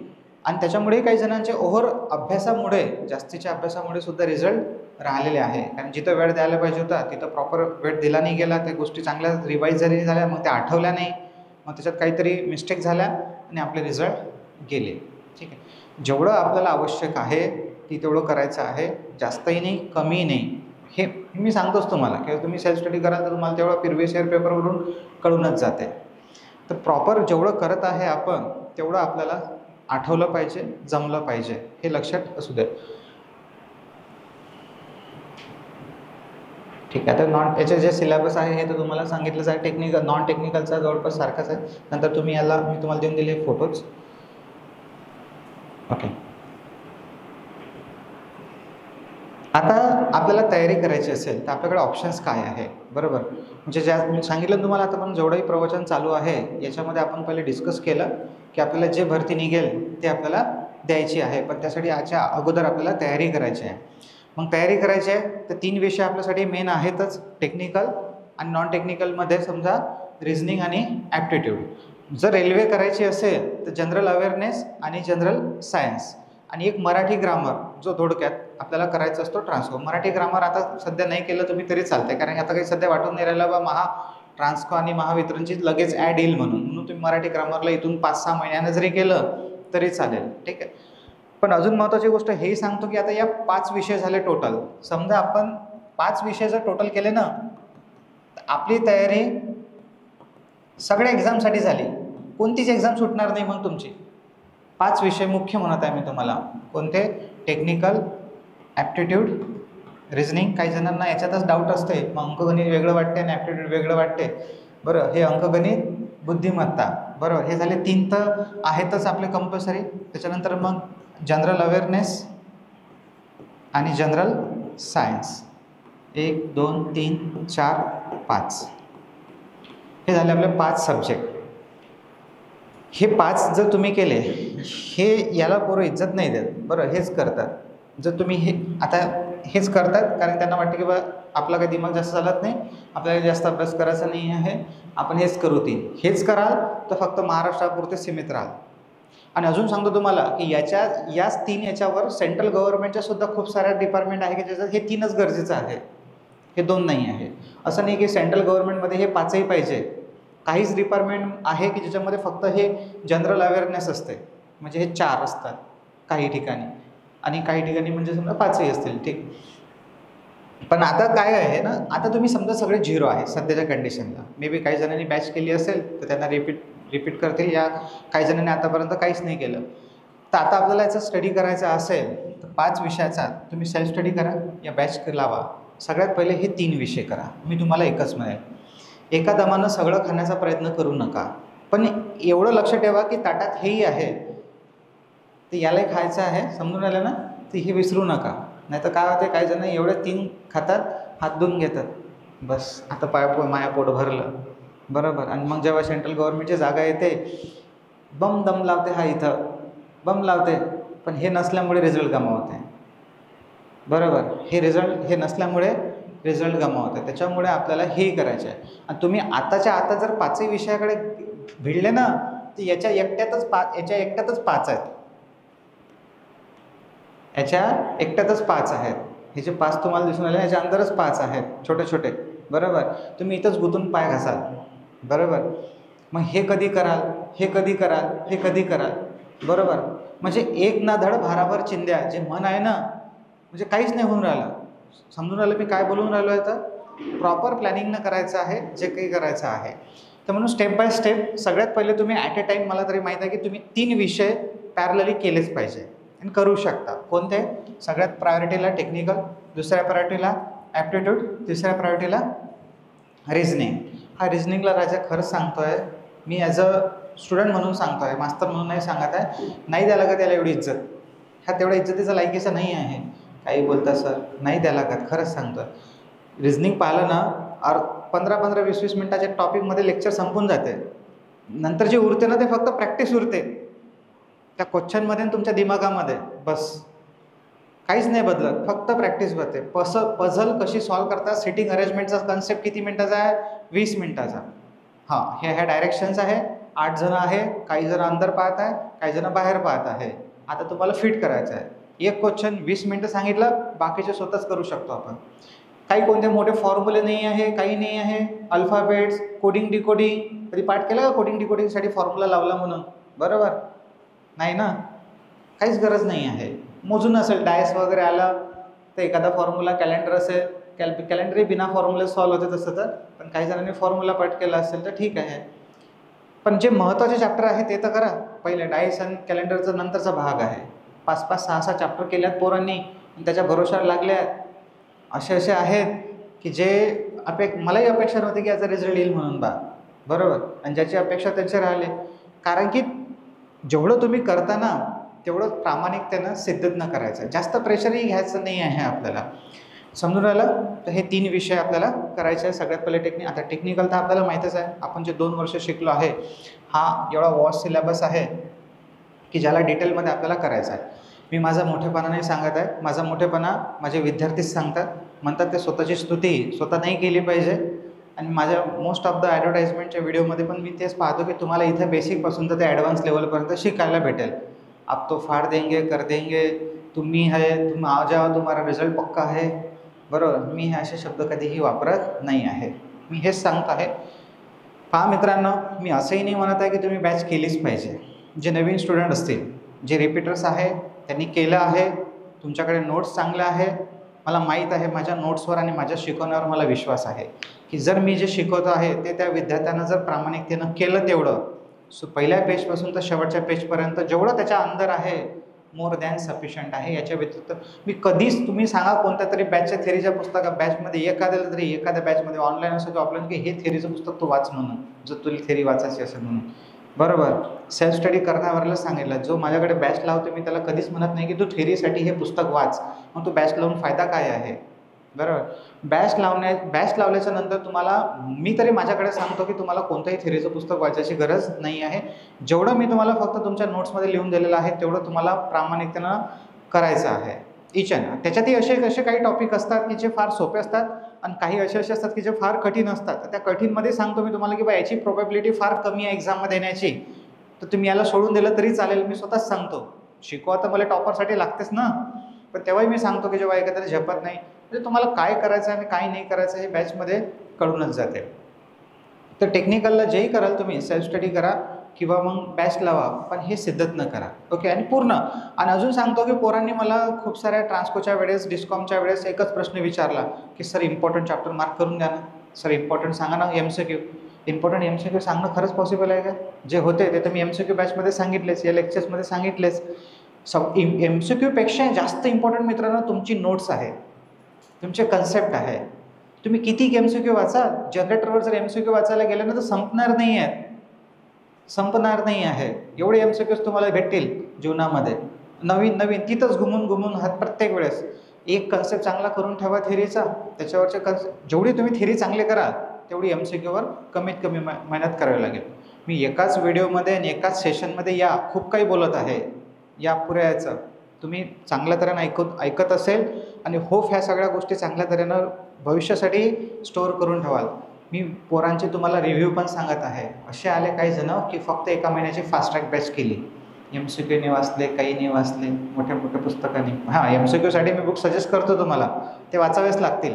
कारण जोपर्यंत आपल्याला माहीत नाही की कोणत्या लेवलचे MCQs येत आहे आणि त्याला कसं हँडल करायचं, उत्तर कसे काढायचे, तोपर्यंत कसं कळणार तुम्हाला भविष्यातले MCQसाठी. तर पोरांनी असे सुद्धा केलेलं आहे. तर त्यांनी सांगितलं ना की मी जास्त करून MCQ नाही वाचले, MCQचं एकही पुस्तक नाही वाचलं, फक्त तुम्ही जे सांगितलेली थेरी आहे ती तेवढी केली, रिझल्ट आला. म्हणजे मग आता तुम्हालाही तेवढंच करावं लागेल असं नको समजू. बरोबर, आपल्याला करायचं दोन्ही आहे, पण सांगतोय की याचं हे काय आहे की मेन जास्त करून काय आहे, हे थेरी आहे. तुम्ही थेरी केलं ना तुम्हाला MCQवर फार कमी मेहनत करायची गरज पडेल. ठीक आहे.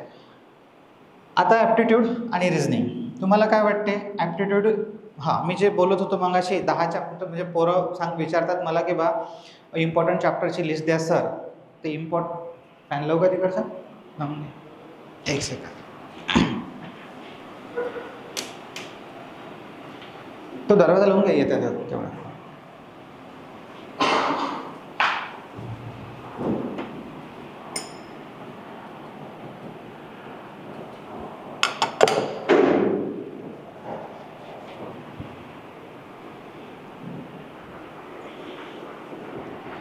तर आता टेक्निकलमध्ये पहा, हा जो टेक्निकल आहे या टेक्निकलमध्ये पण विषय महत्त्वाचा काय आहे मी तुम्हाला सांगतो आहे. मी चुका डिस्कस करणं पण महत्त्वाची गोष्ट आहे.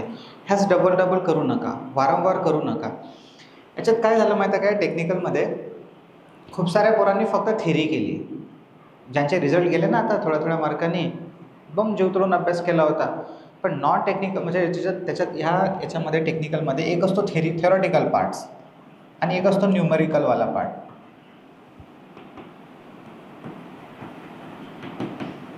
थेरी आणि न्यूमरिकल्स म्हणजे गणित, टेक्निकलचे गणित, प्रॉब्लेम्स ज्याच्यामध्ये तुम्हाला व्होल्टेज काढा, करंट काढा, पॉवर काढा, अजून जनरेटेड EMF काढा, या स्पीड वगैरे काढा, असे काही. अजिबात भाऊ हातच नाही लावला. आणि जनरेटरचा जर समजा DC जनरेटर असेल, DC जनरेटरचा फॉर्म्युला असेल, राजा त्या फॉर्म्युल्याला खरंच पाठ नाही करावं लागत. मी तुम्हाला उदाहरण सांगतो मित्रांनो, मी अशा पोरांना पाहिलेलं आहे मेहनत करताना आणि रिझल्ट गमवताना, की त्यांना किती जीव तोडून शिकवलेलं आहे.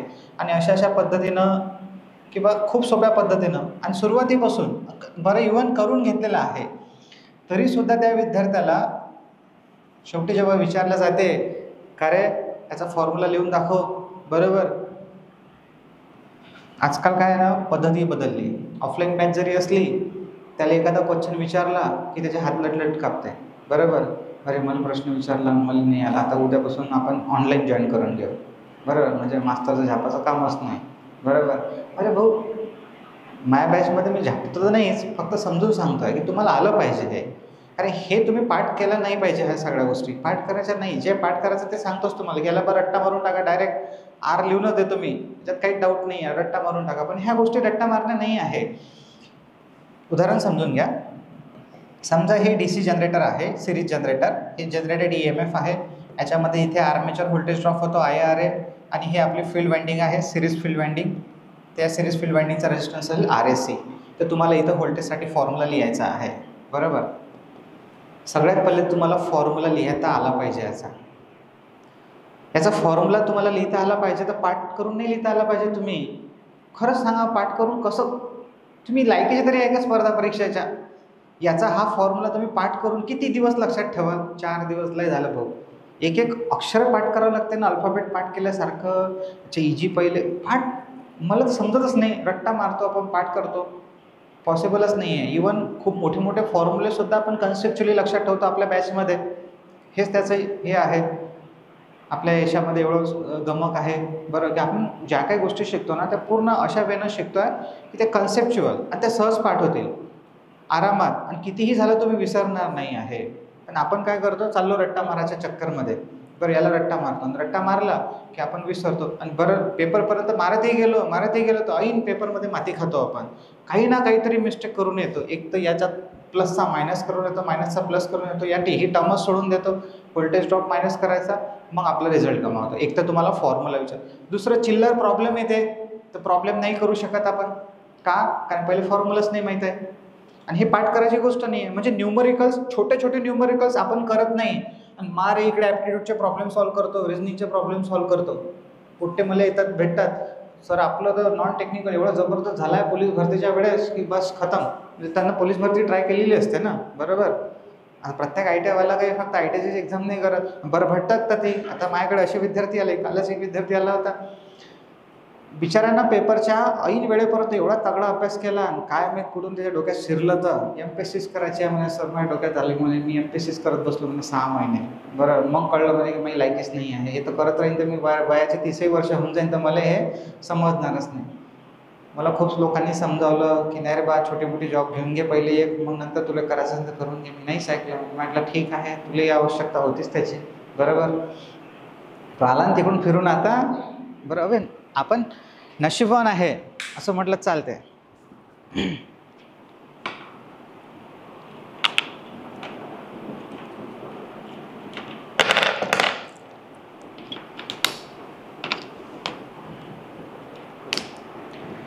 आपण नशीबवान आहे. काल एक पोरगा आणि एक त्याची आई आली.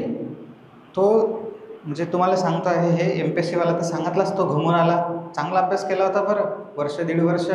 आता पेपर होईलच काय, झालं तर एवढे सारे पोरं आहे, मी ते MPSCच करतो आणि डायरेक्टच अधिकारी बनतो. बरोबर, तर तिकडे गेला, ऐन पेपरवर इकडे अभ्यास नाही केला आणि रिझल्ट गमावून बसला. काल एक पोरगा आला होता त्याच्या आईसोबत, त्याचं सिलेक्शन झालं आहे. बरोबर, पेढे घेऊन आले होते. बरोबर, जेव्हा म्हटलं होतं की बा अप्रेंटिसशिप करू नको, तरी त्याने अप्रेंटिसशिप केली. बरोबर, चला ठीक आहे. कारण खूप सारे पोरं इथेही चुकले होते. जे माझ्याकडे आलं ते अप्रेंटिसशिपला त्याला जास्त वाटलं की नाही जास्त इम्पॉर्टंट आहे बा हे अप्रेंटिसशिप. काय भरती तर येऊनच जाते पुढच्या वर्षी, अप्रेंटिसशिप थोडी येते पुढच्या वर्षी. बरोबर, त्या अप्रेंटिसशिपला जास्त दिलं. मग सांगा, त्या अप्रेंटिसशिप महत्त्वाची होती की तो जॉब महत्त्वाचा होता? ते प्रिपरेशन महत्त्वाची होती. ज्यांनी सल्ले ऐकले, अप्रेंटिसशिप सोडली, त्याचे रिझल्ट आहेत आता. तर तो पोरगा त्या पोराची आई, त्याचा असा विषय होता की तो त्याच्या आईला नेहमी कोसत होता की मला सायन्स का नाही दिलं, मला ITच का दिलं, माझ्या तिकडे लवकर झालं असतं, मी तिकडे बेटर काहीतरी करू शकलो असतो, मला IT करून का बरं दिलं. तो त्याच्या आईला नेहमी, त्याच्या बहिणीला काहीतरी सायन्स दिलं होतं म्हणे आणि त्याला IT दिला होता. त्याच्या आईला माहीत होतं बरोबर की भाऊ याला लवकर जर सेटल करायचं असेल तर IT बेस्ट. मग याला काय शिकायचं आहे नंतर, IT करून पॉलिटेक्निक, इंजिनिअरिंग, मास्टर, डॉक्टरेट, काय जे काही बनायचं असेल, MS करायला काय झालं फॉरेनमध्ये जाऊन, बरोबर करू शकता तुम्ही. पण सुरुवातीला कुठंतरी तुमच्याकडे अशी टेक्निकल स्किल असणं गरजेचं आहे. तुमचं नसेल झालं, तुम्ही आजही उपाशी मरू नाही शकत. स्क्रूड्रायव्हर पेंचेस जरी तुम्ही घेतली सोबत, तरी रोजचे 1000 रुपये तुम्ही कमवून आणू शकता. एवढी आपल्यामध्ये टेक्निकलच्या पर्सनमध्ये ॲबिलिटी आहे.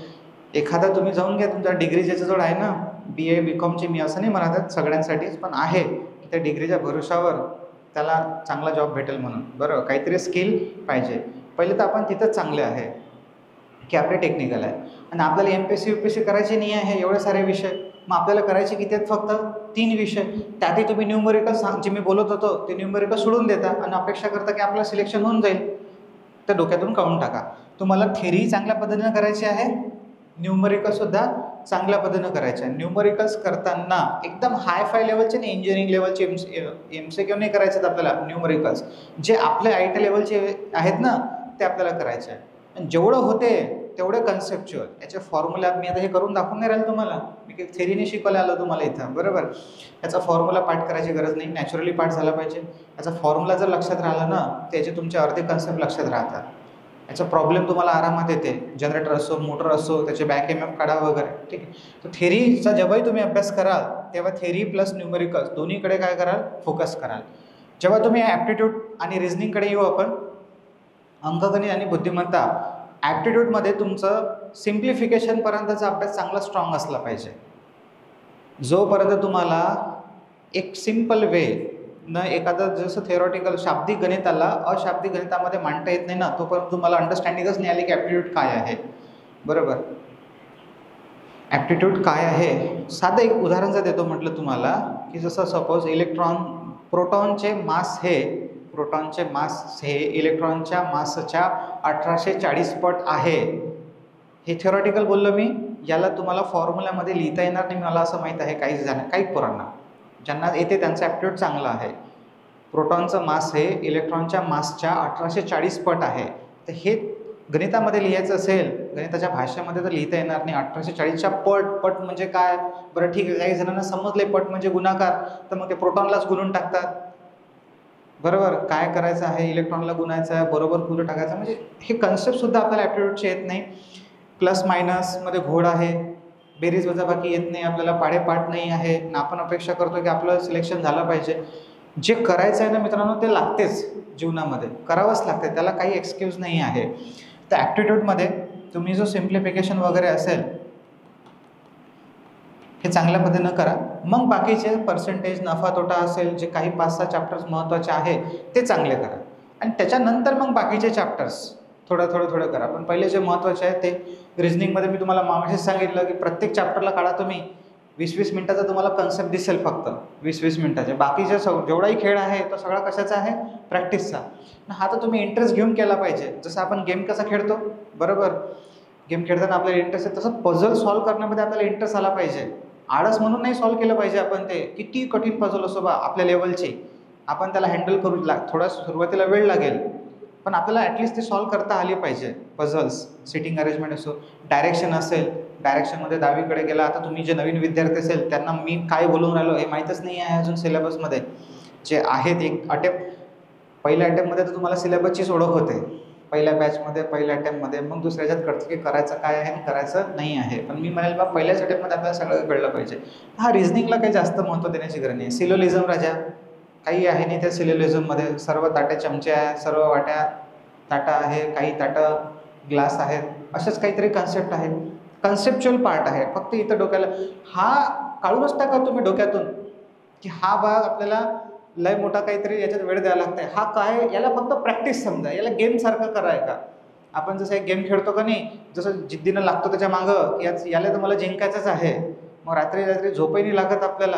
जसं जसं तो समोर समोर जातो तसं तसा इंटरेस्ट येते माणसाला, झोप नाही लागत आपल्याला. कधी तो गेम पूर्ण करतो. जे गेम खेळतात त्यांना माहीत आहे बरं. तो नाही बरं पत्तेवाला, बरं 3 पत्ती रमी वगैरे किंवा ते ड्रीम 11 हे नाही आहे. ओके, जे आपण लहानपणी खेळत होतो छोटे मोठे, ओके ते वाले. हा तर तसाच आहे. आणि हे सांगितलं मी तुम्हाला जनरल अवेअरनेस आणि जनरल सायन्स हे केव्हा कराल तुम्ही, जेव्हा हे 3 विषय तुमचे झाले आहेत. हे 3 विषय झाल्याच्या नंतर हे शिकून झाले तुमचे. आता ते शिकताच शिकताच त्याच्यावर बऱ्यापैकी काय झाली तुमची प्रॅक्टिस झाली. मग आता त्याच्यानंतर मग हे 2 विषयाची तयारी चालू ठेवा. म्हणजे भविष्यात येणाऱ्या, पुढच्या वर्षी येणाऱ्या किंवा दिवाळीनंतर येणाऱ्या ज्या काही सेंट्रल गव्हर्नमेंटच्या एक्झाम्स असेल त्यासुद्धा तुम्ही काय करू शकाल, क्रॅक करू शकाल. वेळ असेल तर सोबतही करू शकता तुम्ही, काही प्रॉब्लेम नाही. पण पहिले हे चांगल्या तऱ्हेनं करा, नाही तर मग सगळीकडे वेळ वाटून द्याल तर वेळ उरणार नाही प्रॅक्टिस करायला. आणि एकदा का तुम्ही सेंट्रल गव्हर्नमेंटचे पोस्ट क्रॅक केले की आपल्याला काय पाहिजे, सगळ्यात पहिले जीवनामध्ये सक्सेस पाहिजे. एक पोस्ट काढली ना, कॉन्फिडन्स तसाच वाढवून जाते माणसाचा. पहिली क्रॅक होते, दुसरी क्रॅक होते, तिसरी क्रॅक होते. आणि आपल्याला 3-4 क्रॅक करायचे नाही आहेत एक्झाम. एकदा एक सेंट्रल गव्हर्नमेंटची एक्झाम क्रॅक करून घ्या. त्याच्यानंतर मग ट्राय करा की महाराष्ट्रातली कोणती एक्झाम आहे आणि ते मी कशी क्रॅक करू शकतो. मग महाराष्ट्रात या. म्हणजे ऑब्व्हियसली आणि अजूनही असं नाही की सेंट्रल गव्हर्नमेंटच्या सगळ्याच डिपार्टमेंटमध्ये महाराष्ट्राच्या बाहेर जायला लागते म्हणून. बरं, काही जण BRO बॉर्डर रोड जे सिक्युरिटी आहे, बॉर्डर रोड ऑर्गनायझेशन, त्याच्यामध्ये पुण्यालाही जॉब करून राहिले, पुण्याच्या सेंटरला. असं नाही की ते बॉर्डरवरच गेले म्हणून. टेक्निकलवाले बरं आपले पोरं, ठीक आहे, जे डिपार्टमेंटमध्ये आहे ते डोक्यातून काढून टाका ते अशा पद्धतीनं. तर हा झाला पूर्ण अभ्यास कसा करायचा आहे. तर बाकी तर मग तुम्हाला सांगितलंच आहे. ॲट द एंड तुमचे काही डाऊट्स असेल तर डाऊटसुद्धा घेतो मी. पण ॲट द एंड कन्क्ल्युजनवर येतो असं की पहा, मी नेहमी पोरांना म्हणतो आहे, भाऊ माझा फोर्स यासाठी नसतो बॅच लावाच म्हणून की मला माहीत आहे बरोबर की ते काय होईल की जेव्हा मी बोलेल असं किंवा तुम्ही बॅच लावा तर ते कोर्स विकल्यासारखं होतं, एक ॲडव्हर्टाइजमेंट केल्यासारखं होते बरोबर की नाही बा तुम्ही कराच घ्याच बरोबर. आणि त्याच्यात काय होते, विश्वास सगळ्यात महत्त्वाची गोष्ट आहे. नाही मग खूप साऱ्या पोरांचं थिंकिंग जे आधी बोंबलत होते ना, मास्तरचं कामच असते, मास्तर तर काय कोर्स विकायलाच बसलेले आहे, पैसे कमवायलाच बसलेले आहे, जे थिंकिंग आहे ते पोरं ये ना आतमध्ये. ते पोरं म्हणतात की बघ काश मी लावली असती तर बरं झालं असतं. मला फक्त मित्रांनो एवढं माहीत आहे की जिथं तुम्ही आज आहे ना तिथे मी 2011मध्ये होतो. 2011मध्ये माझा ITI झाला होता बरोबर. त्याच्यानंतर मी ट्राय करत होतो स्पर्धा परीक्षेची तयारी करायची बा. तेव्हा माहीत पडलं होतं एकही क्लास नव्हता बरोबर. पण सुदैवानं ITIला असताना चांगला अभ्यास केला होता. चांगला अभ्यास कारण की तेव्हाही कॉपीचा जमाना होता. 70% पेपर्स ऑब्जेक्टिव्ह होता, 30% सब्जेक्टिव्ह होता. तर मी 10व्या वर्गापर्यंत कॉप्या नव्हत्या केल्या, कधीच नाही केल्या बरं. त्याच्यानंतरही नाही केल्या कारण की त्याचे कर्माचे फळ पुढे भोगाच लागते माणसाला बरं. जे 10व्या वर्गापर्यंत ढकलत आला, 10व्या वर्गातही कॉप्या केला, ते पुढे स्पर्धा परीक्षेमध्ये चांगला परफॉर्मन्स नाही देऊ शकत. आणि त्यालाही तर मग त्यांना वेळ लागतो, खूप मेहनत करावी लागते. गणित बेरेज वजाबाकीपासून मेहनत करावी लागते बरोबर. पण ज्यांनी चांगला 10वीपर्यंत केला, तर मी 10व्या वर्गापर्यंत केलं. तेव्हाही 10वा वर्ग म्हणजे असं होतं की बा कॉप्या चालून जात होत्या बरोबर. पण नाही केलं. त्याचंच मला मग ITIमध्ये हेल्प सांगतो तुम्हाला यासाठी थोडंसं पास्टमध्ये जाऊन की बा मग ITIला आमच्या इथे जे होते आमची जी बॅच होती 18 विद्यार्थ्यांची, मी जवळपास 1-2 जणच होतो. आम्ही असे की अभ्यास करत होते. पोट्टे आम्हाला मूर्ख म्हणायचे, अबे वाचा लागते का हे थेरी सोबत एवढं मोठं पुस्तक, इथं लिहाच लागते फक्त, सरच येते बरं सांगते ABCDच तर मार्क करावं लागते. कारण की आतापर्यंत तर सब्जेक्ट होतं ना 10व्या वर्गापर्यंत, इथं तर मस्त भलतं आहे ABCD बरोबर, मार्क करा पास होऊन जा बरं. म्हटलं समजा तुला ABCD नाही आलं तर मग पेपरमध्ये तुला जर सरनं सांगितलंच नाही ABCD काय आहे तर तुला तर काही येणार नाही. कोण पास कोण होईल, फेल कोण होईल? ऑब्व्हियसली विद्यार्थी तोच फेल होणार. आणि झालं तसंच 2011ला. बरोबर. 2011च्या गव्हर्नमेंट IIT अमरावतीला जेव्हा होतो तेव्हा लॉक लावून घेतलं तो वरतं. एकही मास्तर वरतं नाही येऊ शकला. बरोबर. देखलो तुम्हाला. कारण की 2010मध्ये 2005चा पेपर रिपीट झाला होता. तर एवढ्या कॉप्या 99% मार्क फुटलेले. बरोबर. तर सगळी ROची टीम तिथं होती. तिघं पास झालो होतो त्या वर्षी. 48 पैकी 2 बॅच होत्या. 18 36 पोरांच्या 2 बॅच होत्या. तर त्या तिघं पास झालो होतो. एक मी टॉपर, एक माया मागचा. एक मी, एक माया मागचा. समोरच्याला नाही दाखवलं होतं, मागच्याला दाखवलं होतं. आणि जो तिसरा होता ना तो सरच्या कृपेनं पास झाला होता. त्या सरची पावरच तेवढी होती. बरोबर. त्याचा मोबाईल पकडला गेला होता आणि त्याला हाकललं होतं. पायऱ्या उतरता उतरता सर रडून काहून आला तो बा. तर सर म्हणे असं असं झालं, मी तो मोबाईल विसरलो होतो मोबाईलमध्ये खिशात. तिसरा तो झाला होता. तर तिसरा तो आला, असे तिघंजणं पास झालं होतं. तर विषय काय आहे सांगण्याचं तात्पर्य की चांगला IITला अभ्यास केला. बरोबर. तर लगेच मग मी जेव्हा 2012मध्ये ऑपरेटरची एक्झाम दिली होती, 2012मध्ये ऑपरेटरची सगळ्यात पहिली जे मी एक पेपर दिला असेल, त्याच्या आधी एक रेल्वेचा दिला होता मुंबईला. काहीच नाही, फिरायला गेलो, वापस आलो. तिथं पाहू राहिलो पोट्टे तिकडचे UP बिहारचे, त्याचे वडील बॉटल घेऊन ज्यूसची बाजूनं, त्याच्यासोबत बाकायदा पोरासोबत त्याचे वडील. इथे तर पोट्ट कुठेही गेलं तर येत नाहीत. बरोबर. आपल्या महाराष्ट्रामध्ये. बरोबर. तिथं वडील सोबत राहते पोराच्या, तेही 20-20 24-24 वर्षाच्या पोरासोबत वडील राहते. पोरीसोबत असेल पण तर ठीक आहे, ते साहजिक गोष्ट आहे. पण पोरासोबत म्हटलं हा इथे येऊन काय दिवे लावते.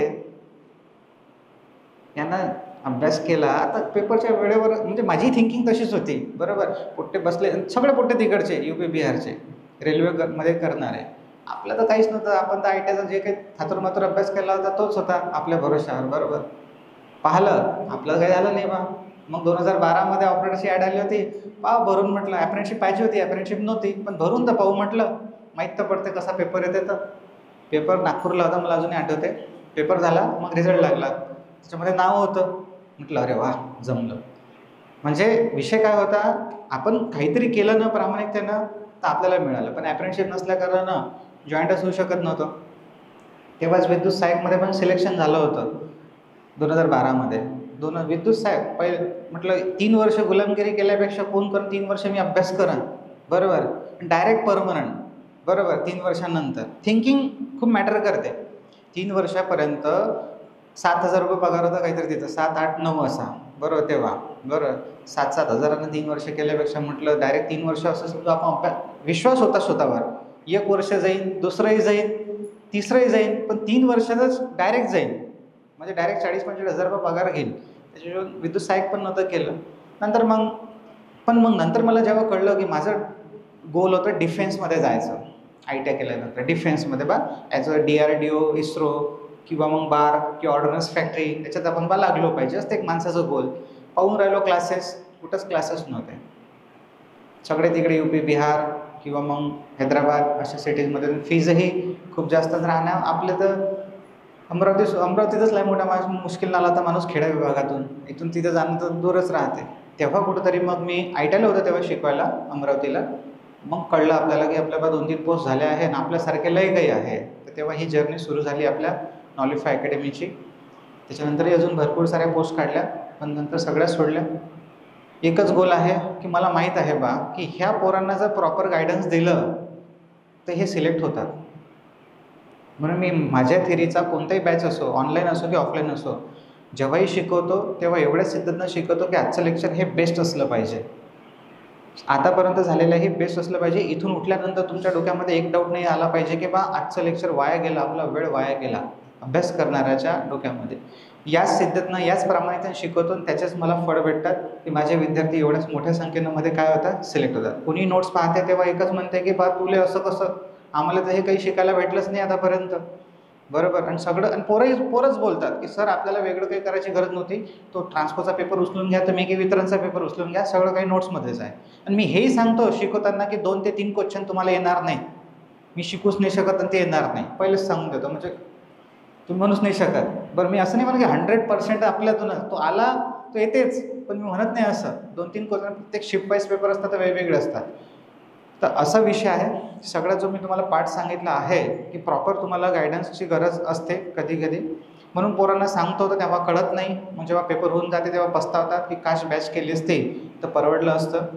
म्हणून म्हणतो आहे की मी कधीच मोस्ट ऑफ द ॲडव्हर्टाइजमेंट नाही करत, तुमच्यासमोर वस्तुस्थिती मांडतो की बा तुम्हाला आवश्यकता असेल तर करा, तुम्हाला वाटत असेल, तुम्हाला कॉन्फिडन्स आहे, तुमचं झालं आहे, नाही मी तर टॉपर होतो, मला तर येते, फक्त बस बा एक बूस्ट करायची गरज आहे, टेस्ट सिरीज लावा चांगली कोणत्याही अकॅडमीची, अभ्यास करा, पैसे नसेल खर्च करा. कारण मला माहीत आहे आता आपली फीस फार कमीत कमी आहे, तेवढ्या तर मला तर वाटते बा की आम्ही बरोबरच ठेवलेलं आहे एवढ्या विद्यार्थ्यांना. बाकी ॲज कम्पेरेटिव्ह सगळ्याकडे माझ्याकडे फीस कमीच आहे. ऑनलाईनला 6,000 5,000 फीस भरल्यानंतर त्याला कधी फीस नाही मागितली मी, बरोबर ना. टेस्ट सिरीजसाठी ना कशासाठी ना 2-2 वर्ष MCQ चालू ठेवले होते पोरांचे, 1-1 वर्ष MCQ बॅच, 2-2 वर्ष MCQ बॅच चालू ठेवलेले होते इथपर्यंत. तर मला माहीत आहे की सगळे गरगरिबाचे पोरं आहेत, बरोबर.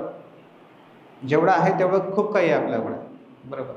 म्हणून म्हटलं की जेवढं आहे, कारण की एक पोरगा त्या 4-5 हजाराला पाहून बॅच नाही जॉईन करत आणि मग तो रिझल्ट गमावून टाकते आणि मग त्याला तेवढं त्याची जाणीव खूप होते. आणि तो 5,000चा लागला तर 15,000 मोबाईल घेईल, तो हरवला जाईल, किंवा मग अजून काही मोबाईल बदलतो, कपडे बदलेल, किंवा लग्नात 5,000 तर फक्त त्या कॅटर्सवाल्याला देऊन देईल टिप, किंवा मग 10-15 हजाराचे तर फटाकेच फोडून टाका.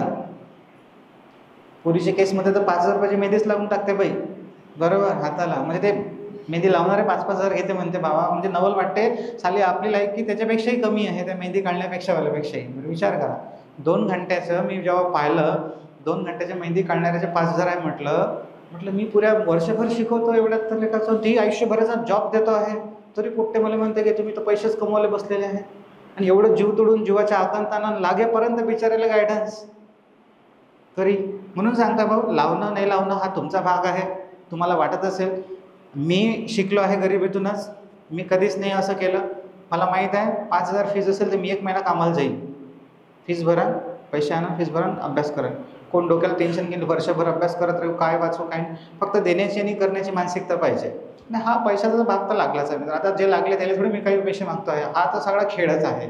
असो, पण असंही नाही म्हणत मी की तुम्ही फक्त बॅचेस करा आणि बॅच केल्यानंच लागते. या लिस्टमध्ये असेही खूप सारे विद्यार्थी असतात की जे सेल्फ स्टडीवाले सुद्धा लागलेले आहेत, तर सेल्फ स्टडीवर सुद्धा होते, फक्त प्रॉपर प्लॅनिंग करा. मी तुम्हाला तेच सांगितलं की तुम्ही सेल्फ स्टडी जरी करत असाल किंवा बॅच जरी लावत असाल तरी हे थेरी चांगल्या पद्धतीनं कराल. न्यूमरिकल्सवर सुद्धा तेवढाच फोकस कराल. तुम्ही न्यूमरिकल्स जर चांगले नाही केले, जर रिपीटर्स या बॅचमध्ये बसलेले आहेत त्यांना सांगतो आहे की जर तुम्ही सेल्फ स्टडी आता पुढे चालू ठेवाल, म्हणजे तुम्हाला सेल्फ स्टडी नाही म्हणता येत त्याला, तुम्ही रिव्हिजन म्हणता येईल. जेव्हा तुम्ही रिव्हिजन कराल ना परत, तेव्हा लक्ष ठेवा की न्यूमरिकल्सला आपल्याला न्यूमरिकल्सला चांगल्या तऱ्हेनं करायचं आहे, थेरी चांगल्या करायचं आहे. न्यूमरिकल्स ॲप्टिट्यूड रिझनिंगमध्ये पहिले जवळपास याच्यामधले 7-8 चॅप्टर, 7 ते 8 चॅप्टर, रिझनिंगमधले 7 ते 8 चॅप्टर प्रामाणिकतेनं करा, जे महत्त्वाचे आहे. चॅप्टर पाहिले ना, 20-22 याच्यात निघतात, 20-22 याच्यात निघतात. भूमिती ॲड केलं तर 35वर जाते आकडा, 30वर, आणि तो पाहूनच आपल्याला आपले हातपाय लटलट कापतात, बरोबर. मी किती म्हटलं तुम्हाला, फक्त 7 ते 8 पहिले एवढे प्रेशर, थोडं हळूहळू, बरोबर, एकदम नाही. आणि मग पुढे करायचं आहे. समजून आलं काय बोलतो आहे तर. आणि हे झाल्याच्या नंतर मग कुठं जातो मी, जी काही जनरल अवेअरनेस आणि GSकडे, ठीक आहे. आणि अशा पद्धतीनं पॅरलली स्टेट आणि सेंट्रल गव्हर्नमेंटची तयारी चालू ठेवा, ठीक आहे. तर होप तुम्हाला जे काही आहे ते कळलं आहे. पुऱ्या या सेशनचं सार काय आहे, सगळ्यात पहिले सुरुवातीला मी तुम्हाला जॉब ऑपॉर्च्युनिटीज सांगितल्या, कोणकोणत्या आहेत त्या कोणत्या वेळेस निघणार आहे एक्सपेक्टेड त्या सांगितल्या. त्यानंतर एक्झाम पॅटर्नसुद्धा तुम्हाला सांगून दिलेले आहे त्याचे. बाकी ट्रान्सकोचा आणि डिस्कॉमचा सांगायची गरज नाही आहे, तो आताच झाला, त्याचे व्हिडिओ ऑलरेडी आहे, तर तो काही डिस्कस केला नाही आहे. ट्रान्सको असो की डिस्कॉम असो, टेक्निकल हे 3 विषय आहेतच. आणि मराठी ग्रामर आपल्याला येतो, तो मराठी ग्रामर मी याच्यामध्ये लिहिला नाही. लास्टला आलं, पॉईंट समजले, देन मग लास्टला आलं अभ्यास काय करायचा आहे कळलं, कसा करायचा कळलं की पहिले हे 3 विषय पहिल्या फोकसमध्ये उरकायचे आहेत, देन त्याच्यानंतर मग हे 2, बरं, हे कळलं. मग आता अभ्यास कसा करायचा, तर आपल्याकडे 2 ऑप्शन आहे. एक तर आपण कोचिंग लावू शकतो, एक तर आपण सेल्फ स्टडी करू शकतो. कोचिंग और सेल्फ स्टडी, ठीक आहे. तुमच्या समोरच आहे सेल्फ स्टडीवाले लागलेही आहे, सेल्फ स्टडीवाले लागले नाही, कोचिंगवाले काही लागलेले आहेत, काही लागलेलेही नाही आहे. दोन्हीकडे वस्तुस्थिती आहे. कोचिंग केल्याने की रिझल्ट आलाच असं नाही आहे. मेहनत दोन्ही ठिकाणी करावे लागते. फक्त एवढं आहे की इथं तुम्हाला 1 वर्ष लागते ज्या गोष्टी करायला, तर इथं 6 महिने लागेल. बरोबर. हे फक्त तुम्हाला रेडीमेड आहे, हे स्वतः करावं लागतं, बाकी काही नाही. असं मी म्हणत नाही तुम्हाला. बरोबर. 2 मार्ग आहेत आपल्याकडे, दोन्ही मार्गापैकी आपण एक मार्ग निवडून जाऊ शकतो. ठीक आहे.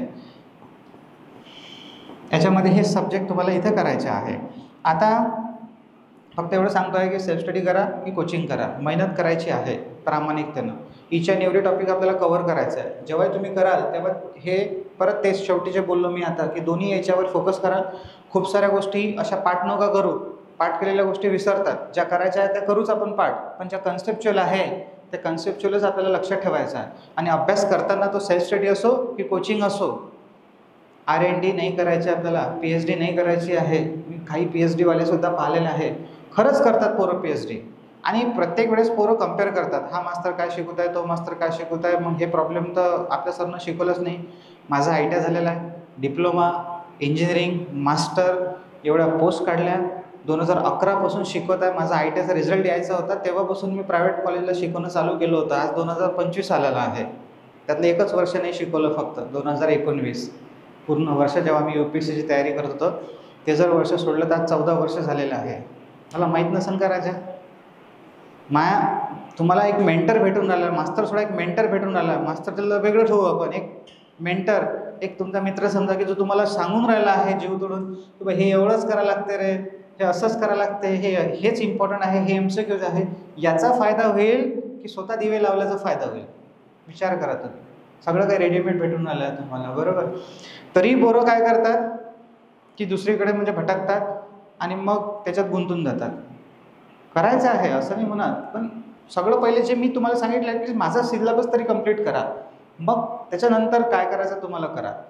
आणि टेस्ट जेव्हाही तुम्ही देता ना, मी जेव्हा माझ्या ऑफलाईन बॅचला टेस्ट घेतो, पोरं ऑप्शन राहतात मोस्ट ऑफ द. काय आता टेस्टच आहे, काय काही गरज नाही, कामच आहे, दिली पाहिजेच काय आपण, किंवा मग काही जण पेपरलाच डायरेक्ट फायनल टेस्ट देतो मी. बरं, एवढं टेस्ट सिरीजसुद्धा तेवढाच रोल प्ले करते आपल्या सक्सेसमध्ये. आणि ते टेस्ट सिरीजनंच काय होतं, आपलं पेपरचं प्रेशर हँडल होतं. काही जण असं सांगतो मला एवढा अभ्यास करणारे होते सिरियस की त्याचे हात लटलट कापत होते पेपरला गेल्यावर. जाताना छाती धगधग धगधग करत होती. एवढा अभ्यास, एवढं प्रेशर पेपरचं. त्यांना माहीत होतं की हा चान्स गमावला तर बा मला 2 वर्ष तरी ॲटलिस्ट वेळ पाहावला. आणि त्या प्रेशरनं सुद्धा त्यांचे रिझल्ट गेलेले आहे. म्हणून मग असंही नाही झालं पाहिजे. बिचारे ट्रान्सकोवाले ट्रान्सकोमध्ये सिलेक्ट झाले असेच गेले रे पेपरला, जे डिस्कॉमच्या. हा ऑब्व्हियसली अभ्यास झाला होता त्यांचा, पण काही रिव्हिजनची गरज असते ना पेपरच्या अगोदर, तेही नाही गेली ते ना. त्याला माहीत होतं झालं तर झालं, नाही झालं तर नाही झालं, तसेच गेले. हलक्यात घेतलं पेपरला, हलक्यात सिलेक्शन झालं. करता करता 1700 सिलेक्ट झाले म्हणते त्या लिस्टमध्ये डबल. बरोबर. 2500 पैकी 1500 ते 1700 तेच आहेत रिपीटर्स. म्हणजे विचार करा का बरं झालं असं. थिंकिंग, कॉन्फिडन्स वाढला होता ना. क्वेश्चन्सला शांततेत, काही जण एकदम प्रेशर घेऊन सॉल्व करतात. हां पटापट पटापट काय हा करायचं आहे, पण पहिले ॲक्युरेसीवर फोकस ठेवावा लागेल ना. ॲक्युरेसी नंतर स्पीड. ठीक आहे, अशा पद्धतीने असं. तर माझं तर संभाषण संपलं. तुमचे काही डाऊट्स असेल तर विचारा, बिनधास्त विचारा, आपण आपलेच आहे. सगळी सारखीच आहे. हा जो रिझनिंगचा आहे ना, तुम्हाला सांगतो, आपली स्टेट गव्हर्नमेंटची जर रिझनिंग करायची असेल तुम्हाला, आणि सेंट्रल गव्हर्नमेंटची आणि स्टेट गव्हर्नमेंट दोघांच्या रिझनिंगमध्ये आहे तफावत आहे. सेंट्रल गव्हर्नमेंट म्हणजे IBPS पॅटर्न, आणि आता महाराष्ट्रामध्ये कोणतं चालू आहे, तोच आहे IBPSच आहे ना. बस म्हणून म्हणतोय तुम्हाला एकदम सोपं रिझनिंग नाही करायचं आहे ते सुरुवातीला. नंतर हळूहळू आपल्याला काय करायचे आहे, लेवल वाढवायची आहे. म्हणून सांगतात की रिझनिंग सेंट्रल गव्हर्नमेंटलाच करायचं आपल्याला, सेंट्रल गव्हर्नमेंटसारखंच. ॲप्टिट्यूड तेच. आणि ट्राय करत आहे मी की येणारी जी ऑफलाईन बॅच होईल आता चालू पुढच्या महिन्यामध्ये 4 सप्टेंबरपासून आपली ऑफलाईन बॅच चालू होत आहे. बरोबर. आणि तुम्हाला माहीतच आहे की यावर्षी आपण कॅलेंडर फिक्स केलेलं आहे या वर्षीपासून. आणि जे विद्यार्थी नसेल त्यांना माहीत आहे की मी तुम्हाला 2 मिनटं सांगून देतो की जे पोरं कारण की कसं असते काही जण ऑनलाईन ऑफलाईन, तर ऑनलाईनची बॅच एक नवीन डिजिटलवाली बोर्डवरची आपण बॅच चालू केलेली आहे अपडेटेड. त्याच्यामध्ये चॅप्टरचे सिक्वेन्स, चॅप्टरची लिस्ट बदललेली आहे, त्याच्या आतमधलं कंटेंट पण बदललेलं आहे. जे आवश्यक नाही आहे त्याला काढून फेकून टाकलेलं आहे, जे पाहिजे ते त्याच्यामध्ये ॲड केलं गेलं आहे. तसा फेरबदल त्याच्यामध्ये झालेला आहे. तर अपडेटेड नवीन बॅच ऑनलाईन सुरू केली आहे. यावेळेस त्याची लेक्चरचं जे ड्युरेशन आहे, आधी 2 तासाचं लेक्चर होतं ते आता पहिले 1.5 तास केलं, त्यातही आता मी 1च तास केलेला आहे. की सहज तुम्ही तुमचा जॉब जरी चालू असेल बा तरी तुम्ही आरामात रेकॉर्डेड लेक्चर्स पाहू शकता. एखादं सकाळी एखादं संध्याकाळी, म्हणजे तुम्हाला जास्त प्रेशर नाही आहे. कारण 2 तास बसणं थोडंसं कठीण वाटते पोरांना, तर 1-1 तास तुम्ही आरामात कंप्लीट करू शकता. अशा पद्धतीने शिकवलेलं ऑनलाईनमध्ये की तुमचे डाऊट इथंच क्लिअर होतात, तुम्हाला काही गरज नाही आहे. तर ही ऑनलाईनची एक रेकॉर्डेड बॅच मागच्या महिन्यापासून सुरू झालेली आहे. आणि त्याच्यानंतर जे ऑफलाईनवाले आहे ज्यांना ऑफलाईन करायचे आहे, तर ती नवीन बॅच आपली 4 सप्टेंबरपासून लॉन्च होईल, चालू होऊन जाईल. ठीक आहे, शार्प कंटिन्यू. हे सांगतो यासाठी की काही पोरं मला नंतर बॅच नंतर विचारतात की सर या सेशन नंतर की मग आता मला ऑफलाईन बॅच करायची आहे तर कधी करतील. त्याच्यासाठी मी ऑफलाईन बॅचसाठी कॅलेंडर हे केलेलं आहे, ठरवलेलं आहे की आता याच्यानुसारच बॅच स्टार्ट होतील. की पहिली बॅच जी आहे आता ही 4 सप्टेंबर 2025, त्याच्यानंतर डायरेक्ट दुसरी बॅच जानेवारीमध्ये चालू होणार आहे. 5 जानेवारी 2026. 26 याचाच आहे. उद्या नाही पाहिला कोण, तुम्ही नाही पाहिला नाही, मी नाही पाहिला, पण मी कॅलेंडर बनवून ठेवलेलं आहे, बरोबर. आणि तिसरी बॅच जी आहे ती 4 मे 2026, तर ती बरोबर मग ऑगस्टपर्यंत चालेल. ठीक आहे, ही बॅच तुम्ही करू शकता जॉईन जर करायची असेल तर ऑफलाईन. खूप साऱ्या पोरांचा डाऊट असतं की सर मी ऑनलाईन करू की ऑफलाईन करू. माझा सल्ला सरळ एकच आहे, जर 4 महिने ॲडजस्ट होत असेल ॲटलिस्ट अमरावतीमध्ये राहणं फायनान्शियली, तर क्लासची काही एवढी फीज नाही आहे, बरोबर. ते तर तुम्ही करू शकता. मेन त्या क्लासच्या फीज जास्त जाते आपली राहण्या आणि खाण्यामध्ये, तर ऑफलाईनच करा. ऑफलाईनच बेस्ट राहील, कारण की तुम्ही माझ्या डोळ्यासमोर राहते, तुम्हाला माहीत राहते तुमचं कुठं दुखते कुठं सुकते, बरोबर. कुठं दुखते कुठं सुकते समजतं ना. आय बरोबर V/R करता की R बरोबर V/R करता, आणि तेव्हा झापलं तर तेव्हा प्रेशर सहन करण्याची ताकदी ठेवा. म्हणजे बोललो होतं, समजून सांगितलं तर, नाही तर पोरं काय करते लगेच गायब होऊन जाते, बरोबर. मग मास्तर सांगतच नाही. पण माझं तसं नाही आहे, करायचं आहे तर खूप प्रामाणिकतेनं करा बस. तर मला माहीत राहते तुम्हाला काही डाऊट आले तर हातात क्लिअर होतात. ऑनलाईनमध्ये तसं नाही आहे. ऑनलाईनमध्ये वीकेंड डाऊट सॉल्विंग सेशन आहे, तेही डाऊट्स जसे जसे येतील तसं त्याच्यावर अवेलेबल आहे. इन्स्टंट डाऊट फॅसिलिटी तिथं नाही आहे, आधी होती आता नाही आहे. आणि सिलेबस तुम्हाला इथे ऑफलाईनची बॅच 2 तास चालते, ऑनलाईनची आता 1च तास आहे. अशा पद्धतीने केलं, पण तिथं कंटेंट सिलेबस सारखाच आहे, पण ऑफलाईनचा फीलच वेगळा आहे. ओके, कारण की सांगतो आहे. बाकी तर मग जानेवारीमध्ये दुसरी बॅच आहे, ही मिस केली की, आणि याच्यानंतर जर कोणती बॅच सेकंड चालू झाली इव्हिनिंग वगैरेची, तर ते सध्या सांगू शकत नाही. तर ह्या सगळ्या आता मॉर्निंगच्या बॅचेस आहे. 8:15 वाजता ही बॅच चालू होईल, 8:15 ते 10:15. हां, सांगत होतो मी तुम्हाला की नॉन टेक्निकल जे आपण मगाशी होतं, त्याची पुढची 4 सप्टेंबरपासून बॅच चालू होत आहे. ट्राय करतो मी, एकदम कन्फर्म नाही सांगत आहे, पण ट्राय करेल की बा रिझनिंग आणि ॲप्टिट्यूड मी शिकवेल, बरोबर. म्हणजे काय होईल की मला चांगल्या तऱ्हेनं बेटरली माहीत आहे की काय केलं पाहिजे, ॲज अ स्टुडंट म्हणून काय केलं पाहिजे. कारण की मी सांगितलं, फॅकल्टी तशा शिकवतात, चांगलंच शिकवतात, पण कुठंतरी काहीतरी पोरांचे तरी अजून राहूनच जाते की सर बेटर असतं तर हे असं झालं असतं, तुम्ही शिकवलं असतं तर तुमचं समजते. तर बोलत नाही आहे कन्फर्म, पण झालं तर मी शिकवेल, नाही तर मग तुम्हाला दुसरे सर नॉन टेक्निकल शिकवतील. ठीक आहे, तसं नॉन टेक्निकल सारखं. पण मला एवढं म्हणायचं आहे की नॉन टेक्निकल कुठेही करा सारखंच असते, फक्त लेवल आपल्याला स्वतःला अपग्रेड करायची असते. लेवल आपल्याला स्वतःला अपग्रेड, पर्सेंटेज आहे, तोही तसंच काढतोय, आपणही तसेच काढतो आहे, पण त्याच्या जे डिफिकल्टी लेवल असते ती कशानं वाढते, प्रॅक्टिसनं वाढते. फक्त प्रॅक्टिस वाढवायची गरज आहे. आणि जे काही नवीन ITचे विद्यार्थी जे IT करत आहे सध्याच्या कंडिशनला, म्हणजे तुमच्या कॉन्टॅक्टमध्ये कोणी असेल तर त्यासाठी मी फाउंडेशन बॅच लॉन्च केलेली आहे. फाउंडेशन, तुम्ही खरं सांगतो, तुम्ही आता खूप काळ बदललेला आहे. आपण IITचे विद्यार्थी, IITISRचे विद्यार्थी IITचे झालो आहे. जसं IITसाठी असते ना फाउंडेशन बॅचेस, तशाच बॅचेस. लेवल पहा तुम्ही, आपल्याला 28व्या वर्षातही आपल्याला वाटत नाही की आपण बॅच केली पाहिजे, अभ्यास केला पाहिजे. जो पोरगा आता ITला गेला ना, तो आहे माझ्याकडे मोस्ट ऑफ ते त्याला पहिलेच माहीत आहे आता, कारण सिलेक्शनच तेवढं आता कोणी ना कोणी सांगतेच माझ्या पोरगा IT करू आला, मग तू कुठं बॅच लावली तर ताडे सरकडे, बरोबर. तर असे विद्यार्थी आहे ज्यांचे पालक आलेले किंवा विद्यार्थी आलेला की ते आता ITला गेले, अजून जायचेच आहे, बॅच लावून घेतली ते ना, अजून तर IT सुरू व्हायचं आहे, आता तर ॲडमिशन झाली त्याची फक्त, ते ना बॅच लावून घेतली भाऊ.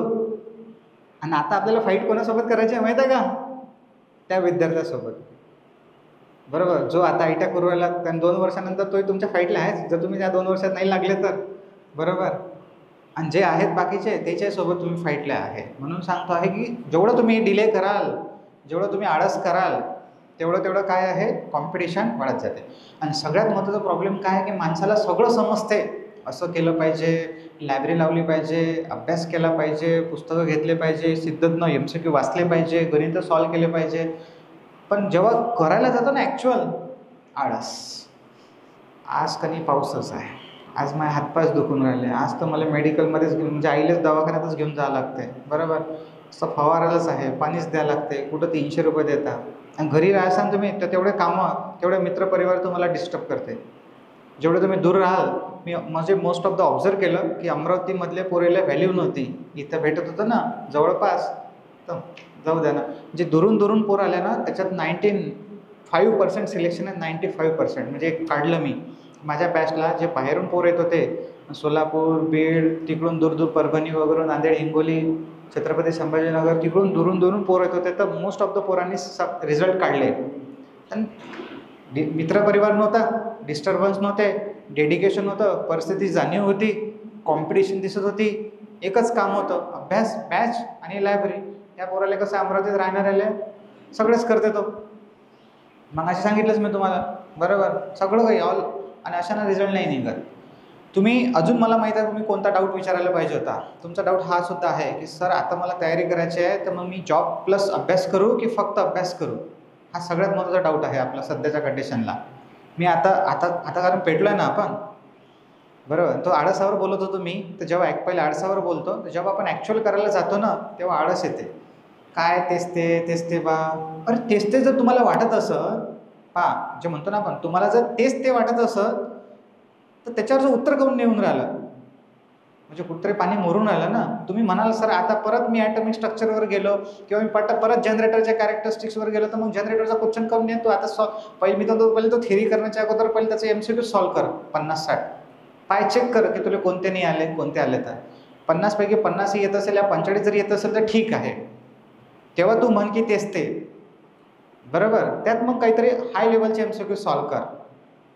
पण जर तुला वाटत असेल बा की तेच ते करू राहिलो मी तरी नाही झालं, नाही करून नाही राहिला तू बरोबर मार्गानं, तेच आता पोरं करतात ना सर तेच ते करत आहे, तर एवढं झालं की बा आठवतंय. तर जर तुम्हाला आठवत असेल तर मग तुम्हाला ते करण्याची गरज नाही आहे. पण अजून एक गोष्ट सांगतो, टेक्निकल अशी फील्ड आहे, टेक्निकल म्हणा किंवा कोणताही, 10 दिवसाची जरी गॅप पडली ना, 10 दिवसाची, तरी विसरल्यासारखं होते. 10 दिवस एवढं असं स्पिरिटसारखं आहे एकदम.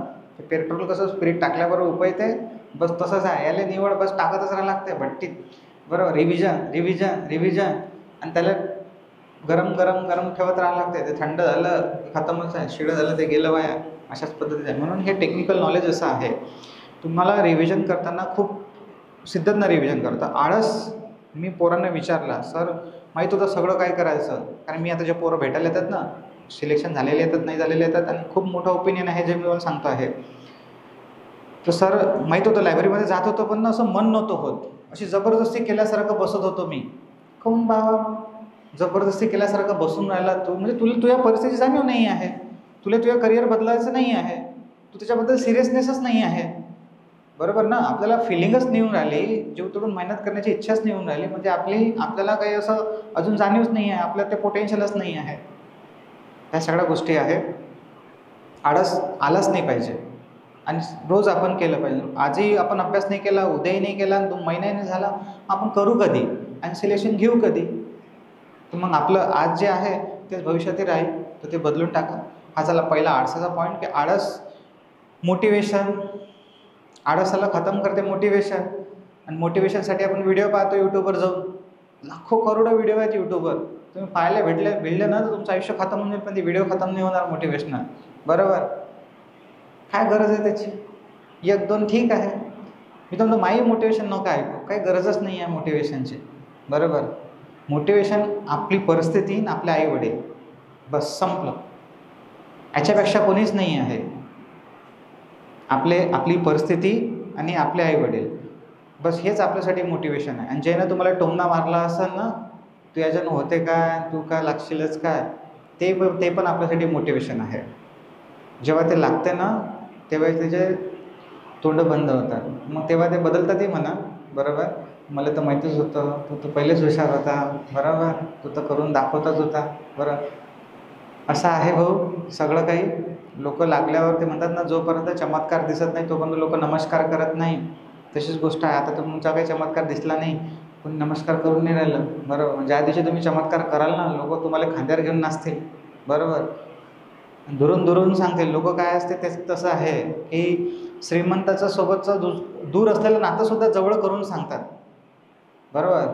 आणि गरिबासोबतचं जवळचं नातंसुद्धा कसं दूर करून सांगतात, बरोबर. हाच समाजाचा खेळ आहे, समजून घ्यायला. आणि त्या लोकांचं काही टेन्शन नको घेऊ की ते तुम्हाला काय म्हणतात काय नाही आहे. तुमचे आईवडील तुम्हाला काय म्हणतात ते पहा, बरोबर.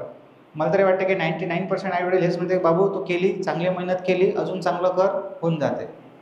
एखाद्याचे आईवडील म्हणजे की राहू दे आता, करू नको, होत नाही, होत नसेल तर राहू दे, ठीक आहे, असं आहे. पण विश्वास ठेवा, आपले आईवडील आपल्यासाठी महत्त्वाचे आहेत, बाकीचे लोक महत्त्वाचे नाही आहे. 1 वर्ष शिल्लक लागा, स्वतःसाठी पोस्ट काढा, लाईव्हसाठी काढा. बाकी काही मोटिवेशनची गरज नाही आहे. कारण की मोटिवेशनच्या वरत आहे डिसिप्लिन. जर तुम्ही डिसिप्लिन राहिले ना जीवनासोबत, स्वतःच्यासोबत. आता इथं 10 वाजता सेशन सांगितलं होतं, तुम्ही 11 वाजता येऊन राहिले, बाहेर गावचे होते, बस लेट झाली तर ठीक आहे, 5 वाजता निघायचं होतं, 1 घंटा आधी पोचायचं होतं. काहून तुमची बस 10 वाजता पोहोचत होती ना, त्याच्या 10:30 वाजता पोहोचणारी बस का पहिलीच होती का बाहेरगाव येणाऱ्यासाठी? 7:30 वाजता पोहोचते म्हटलं. मोस्ट ऑफ द गावातून सकाळी 6 वाजता बस आहे, कारण सरकारलाच काळजी आहे की शाळेत पोट्टा 7 वाजता पोहोचला पाहिजे म्हणून. काहून नाही आलं त्यांना? सिरियसनेस नव्हतं ना. जाऊन चाललं जाऊ, लेट चाललं जाऊ, हे डिसिप्लिन नाही आहे आपल्या जीवनामध्ये, बरोबर. जे 10 वाजता आले, काही जण 10च्या अगोदरही आले तर चांगली गोष्ट आहे. तिथंच तर तुम्ही मार खाता राजा. ह्या छोट्या छोट्या चुका आहेत तुमच्या. तुम्हाला काय वाटते ह्या फरक नाही पडत जीवनामध्ये? खूप मोठा फरक पडतात ह्या. इथूनच तुमची कळते डिसिप्लिन. सिरियसच खूपच बा. आता जिनाईन कारण तर लेट होण्याचं तर काही हरकत नाही आहे. म्हणून सांगतो आहे, प्रत्येक गोष्टीचं इम्पॉर्टंट राहिलं पाहिजे. डिसिप्लिन असली ना ऑटोमॅटिक मोटिवेशन येते. रोज करायचं आहे तर करायचंच आहे. डिसिप्लिन, मोटिवेशन हे डिसिप्लिनला म्हणजे खूप काही सगळ्यात मोठं शस्त्र डिसिप्लिन माझ्या सक्सेसमध्ये, जीवनामध्ये, बरोबर. आणि बाकीच्यांना सांगतोय, पहिले डिसिप्लिन फॉलो करा, मोटिवेशन येते. मोटिवेशन आलं की आळस खतम होऊन जाते. आळस खतम झाला की बरोबर आपला अभ्यास चालू राहते आणि आपला अभ्यास होऊन जाते, प्रॅक्टिसही होते. नाही तर कोणी बोलावं लग्नाची पत्रिका दिली, येतो रे बा, चाललो 4 दिवस आधीच आपण त्याच्या घरी, बरोबर, भाकरी तोडाले, काही फायदा नाही आहे. काहून तर जवळच आहे. गरज आहे? काहीच गरज नाही आहे, बरोबर. तो तर लागला आता, बरोबर, चाललं त्याच्या लग्नात. नाही, तू करून घे राजा, तू माझ्या लग्नात यायचो, थांबून जा 2 वर्ष, काही गरज नाही. बॅचमेटच असतील ना आता आपले लागलेले सोबतचे 18 पैकी. आता त्याचं लग्न राहीलच दिवाळीनंतर, बरोबर, त्याचं तिचं, बरोबर. काही गरज नाही. मी तर म्हणतो स्वतःचं करिअरकडे फोकस करा पहिले. असो, हा झाला. आणि राहिला दुसरा शेवटचा डाऊट तुमचा, म्हणजे तो प्रश्न की बा आता मी अभ्यासच करायला पाहिजे की जॉब करायला पाहिजे. तर त्याचं मित्रांनो उत्तर सिम्पल आहे. मी आधी पण सांगितलं हेच, आता पण तेच सांगतो आहे, परतही तेच सांगत राहील. सिम्पल आहे त्याचं उत्तर. जर तुमचा अभ्यास चांगला झाला असेल 5-6 महिने, तरच जॉब जॉईन करा. तसं तर करू नका. असेल तर सोडून द्या, कारण की नाही होत, बरोबर. किती की म्हटलं तरी पार्ट टाईमही जरी केलं ना, जर तुम्ही बॅच जॉईन करून अभ्यास करत असाल तर बरं, सेल्फ स्टडी करून नसाल तर करत राहा, दोन्ही चालू राहते. पण ते किती वेळेस करत राहा त्याची काही खरं नाही आहे. तुम्ही कधी ते बॅच कंप्लीट कराल आणि कधी तुमचा सिलेबस पूर्ण होईल आणि कधी तुमचे कन्सेप्ट क्लिअर होईल, मला नाही माहीत, मला स्वतःला नाही माहीत.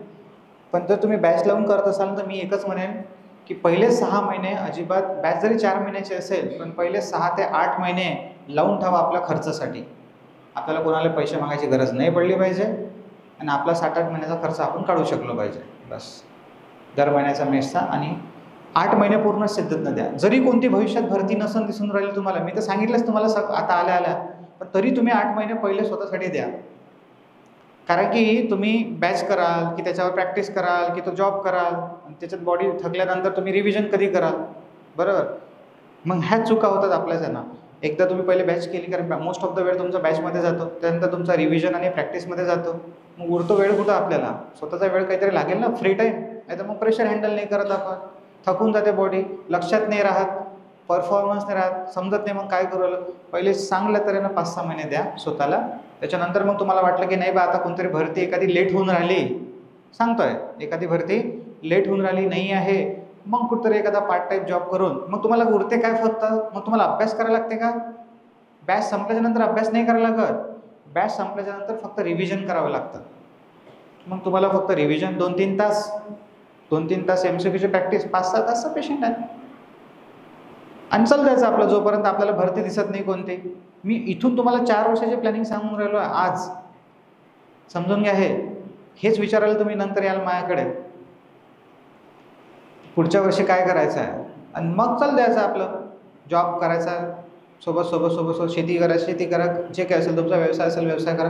आणि त्यातही करताना असा करा की बा त्याच्यावर आपण जीवनामध्ये सेटल झालो पाहिजे. टाइमपास म्हणून काही नका करू. कोण चालले नाही तर झेरॉक्सच्या दुकानात काम करून राहिलो आपण 3,000 रुपयानं 4,000 रुपयानं, काय त्या झेरॉक्सच्या दुकानातून काही करिअर होणार आहे का? ॲटलिस्ट स्वतःचं एक फॅन फिट करा. कुठं मोठे कॉन्ट्रॅक्टर तरी बनाल भविष्यात तुम्ही. एक फॅन फिट कराल, उद्या कूलर फिट कराल, तर उद्या एखाद्या रूमची एखाद्या घराची वायरिंग तरी कराल, पुढे निदान तुम्हाला एखाद्या अपार्टमेंटची वायरिंग करायला भेटेल, तर मोठे कॉन्ट्रॅक्टर तरी बनाल, त्यातही लय पैसा आहे. मी म्हणत नाही, असं सांगून राहिलं तुम्हाला. असं काहीतरी क्षेत्र निवडाल की ते बा याचं बिझनेस ओरिएंटेड असेल. काही करायचं तर असं नका करू. म्हणजे तुमच्याकडे एक बॅकअप प्लॅन. माझं मागचं 2021चं ऑनलाईनचं सेशन सांगतोय मित्रांनो. प्लॅन ए आणि बी मी सांगितलं तुम्हाला माझ्याबद्दल की प्लॅन ए आपला गव्हर्नमेंट जॉब मिळवणं आहे.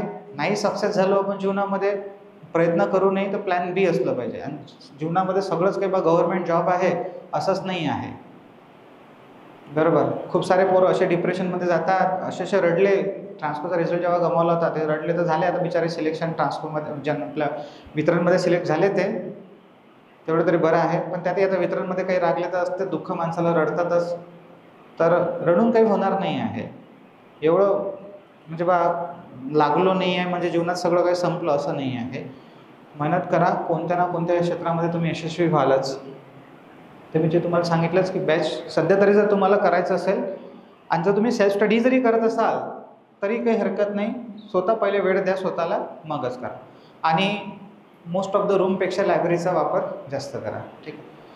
अजून सांगा आता काही डाऊट याच्या व्यतिरिक्त?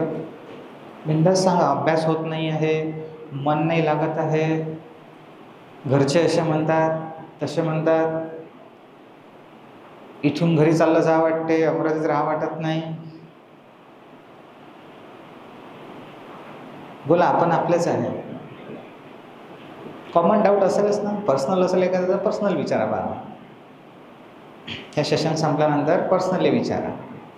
हां, सायन्स कसं करायचं? आता जो आपण विषय घेतला ना GSसाठी सायन्स, त्यासाठी पुस्तकं तर मी तुम्हाला चांगले चांगले सजेस्ट करेलच, बरोबर, काहीच हरकत नाही आहे. पण मी म्हणेल की तुम्ही बेस्ट लावा, हिंदीमध्ये करा, काही प्रॉब्लेम नाही आहे. अड्डा 24, एक्झामपूर, बरोबर. त्याच्यानंतर मग तिकडे अजून अशा सेंट्रलाइजच्या चांगल्या चांगल्या अकॅडमीज आहे, बरोबर, की ज्यांचे चांगले क्लासेस आहे GSसाठी, तर तुम्ही ते करू शकता, बरोबर आहे. आणि होते हे रिझल्ट काढणारे काही प्लॅनेट दुसऱ्या प्लॅनेटवरून नाही आलेले आहेत, बरोबर आहे. तेही आपल्यासारखेच आहे.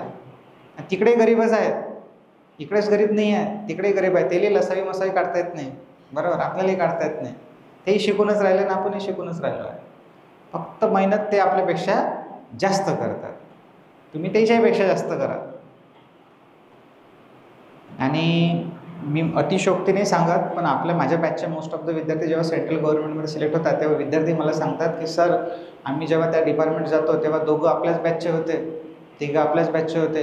किंवा मी एकटा जेव्हा गेलो तेव्हा त्याने विचारलं की असं तू कैसे काय महाराष्ट्र से आया, बरोबर, महाराष्ट्राचे लडके आते नाही, बरोबर, सिलेक्ट होते नाही, बरोबर. म्हणजे काय आहे ना, आपल्या डोक्यात म्हणजे बहु बनवून घेतलेलं आहे की बा नाही, सेंट्रल गव्हर्नमेंट म्हणजे तर ऑल ओव्हर इंडिया कॉम्पिटिशन, आणि मग आपलं होईल काय तिथे. म्हणजे तुम्ही त्या फाईटला भिवून राहिले ना, एकंदरीत तुम्ही फॉर्म नाही भरून राहिले, लेवलला टेस्ट नाही देऊन राहिले, मग तुम्ही भिवून राहिले, तिथं भिवून राहिले. तसेच पोरं इथेही आहेत महाराष्ट्रामध्ये, मग इथे तुमचं नाही होऊन राहिलं आहे. ते काय ना, आपल्या महाराष्ट्रातले पोरं काय काही असो, पोस्ट काढायचे. चलो ठीक आहे, अजून सांगा काही? थांबू सेशन? ठीक आहे, इथं थांबू आपण जर. हां,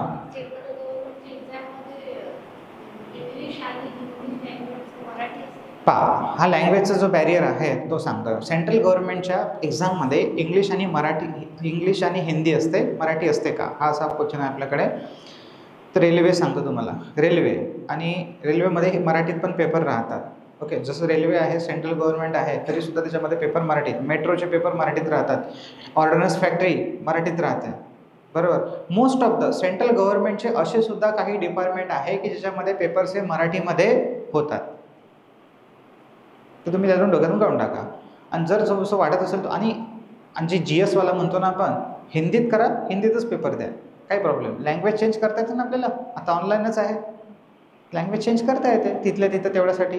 हिंदी क्लास करत असाल तर हिंदीतच करा. नाही, हां, मग आता पण अभ्यास तर मराठीत नाही करणार ना, बॅच लावू तर जे वर्ड येतील आपल्या कानावर ते कशाचे येतील, हिंदीचेच येतील. आपण वाचू इथं हिंदीतूनच वाचू, बुकही वाचू तर हिंदीचेच वाचू, आणि क्वेश्चनही सॉल्व करू तर हिंदीचेच सॉल्व करू. बाकी टेक्निकल जे आपण टेक्निकल तसं इंग्लिशमध्ये सॉल्व करतो. राहिलं नॉन टेक्निकल म्हणजे जे गणित आणि बुद्धिमत्ता आहे तर ते मराठीतच करा, कारण की आपण फॅमिलियर त्यासोबतच आहे जास्त करून, तर त्यातच करा. हां, एखादी स्पेसिफिक एक्झाम आली आहे बा आता सेंट्रल गव्हर्नमेंटची, त्याच्यात मराठी आहेच नाही, फक्त इंग्लिश आणि हिंदीच आहे, तर मग इंग्लिश नाही जमत आहे बा आता आपल्याला, तर इंग्लिशचं वेगळंच ठेवावं लागते. तर मग हिंदीसाठी हिंदीचं पण एखादं ॲप्टिट्यूड रिझनिंगचं प्रॅक्टिस बुक आपल्याकडे ठेवा, म्हणजे क्वेश्चन्सचे जे आहे ते आपल्याला समजतात. एवढं काही हार्ड नाही आहे, पर्सेंटेज वगैरे शब्द हे बदलून जातात फक्त, बस बाकी काही नाही. ठीक आहे सर, भरपूर वेळ झाला आपल्याला, 10 ते 12 2 तासाचं सेशन झालेलं आहे. अजून काही कोणाचा डाऊट असला तर मला सेशन्स नंतर भेटा. थँक्यू. चलो बाय बाय. येऊ शकतं.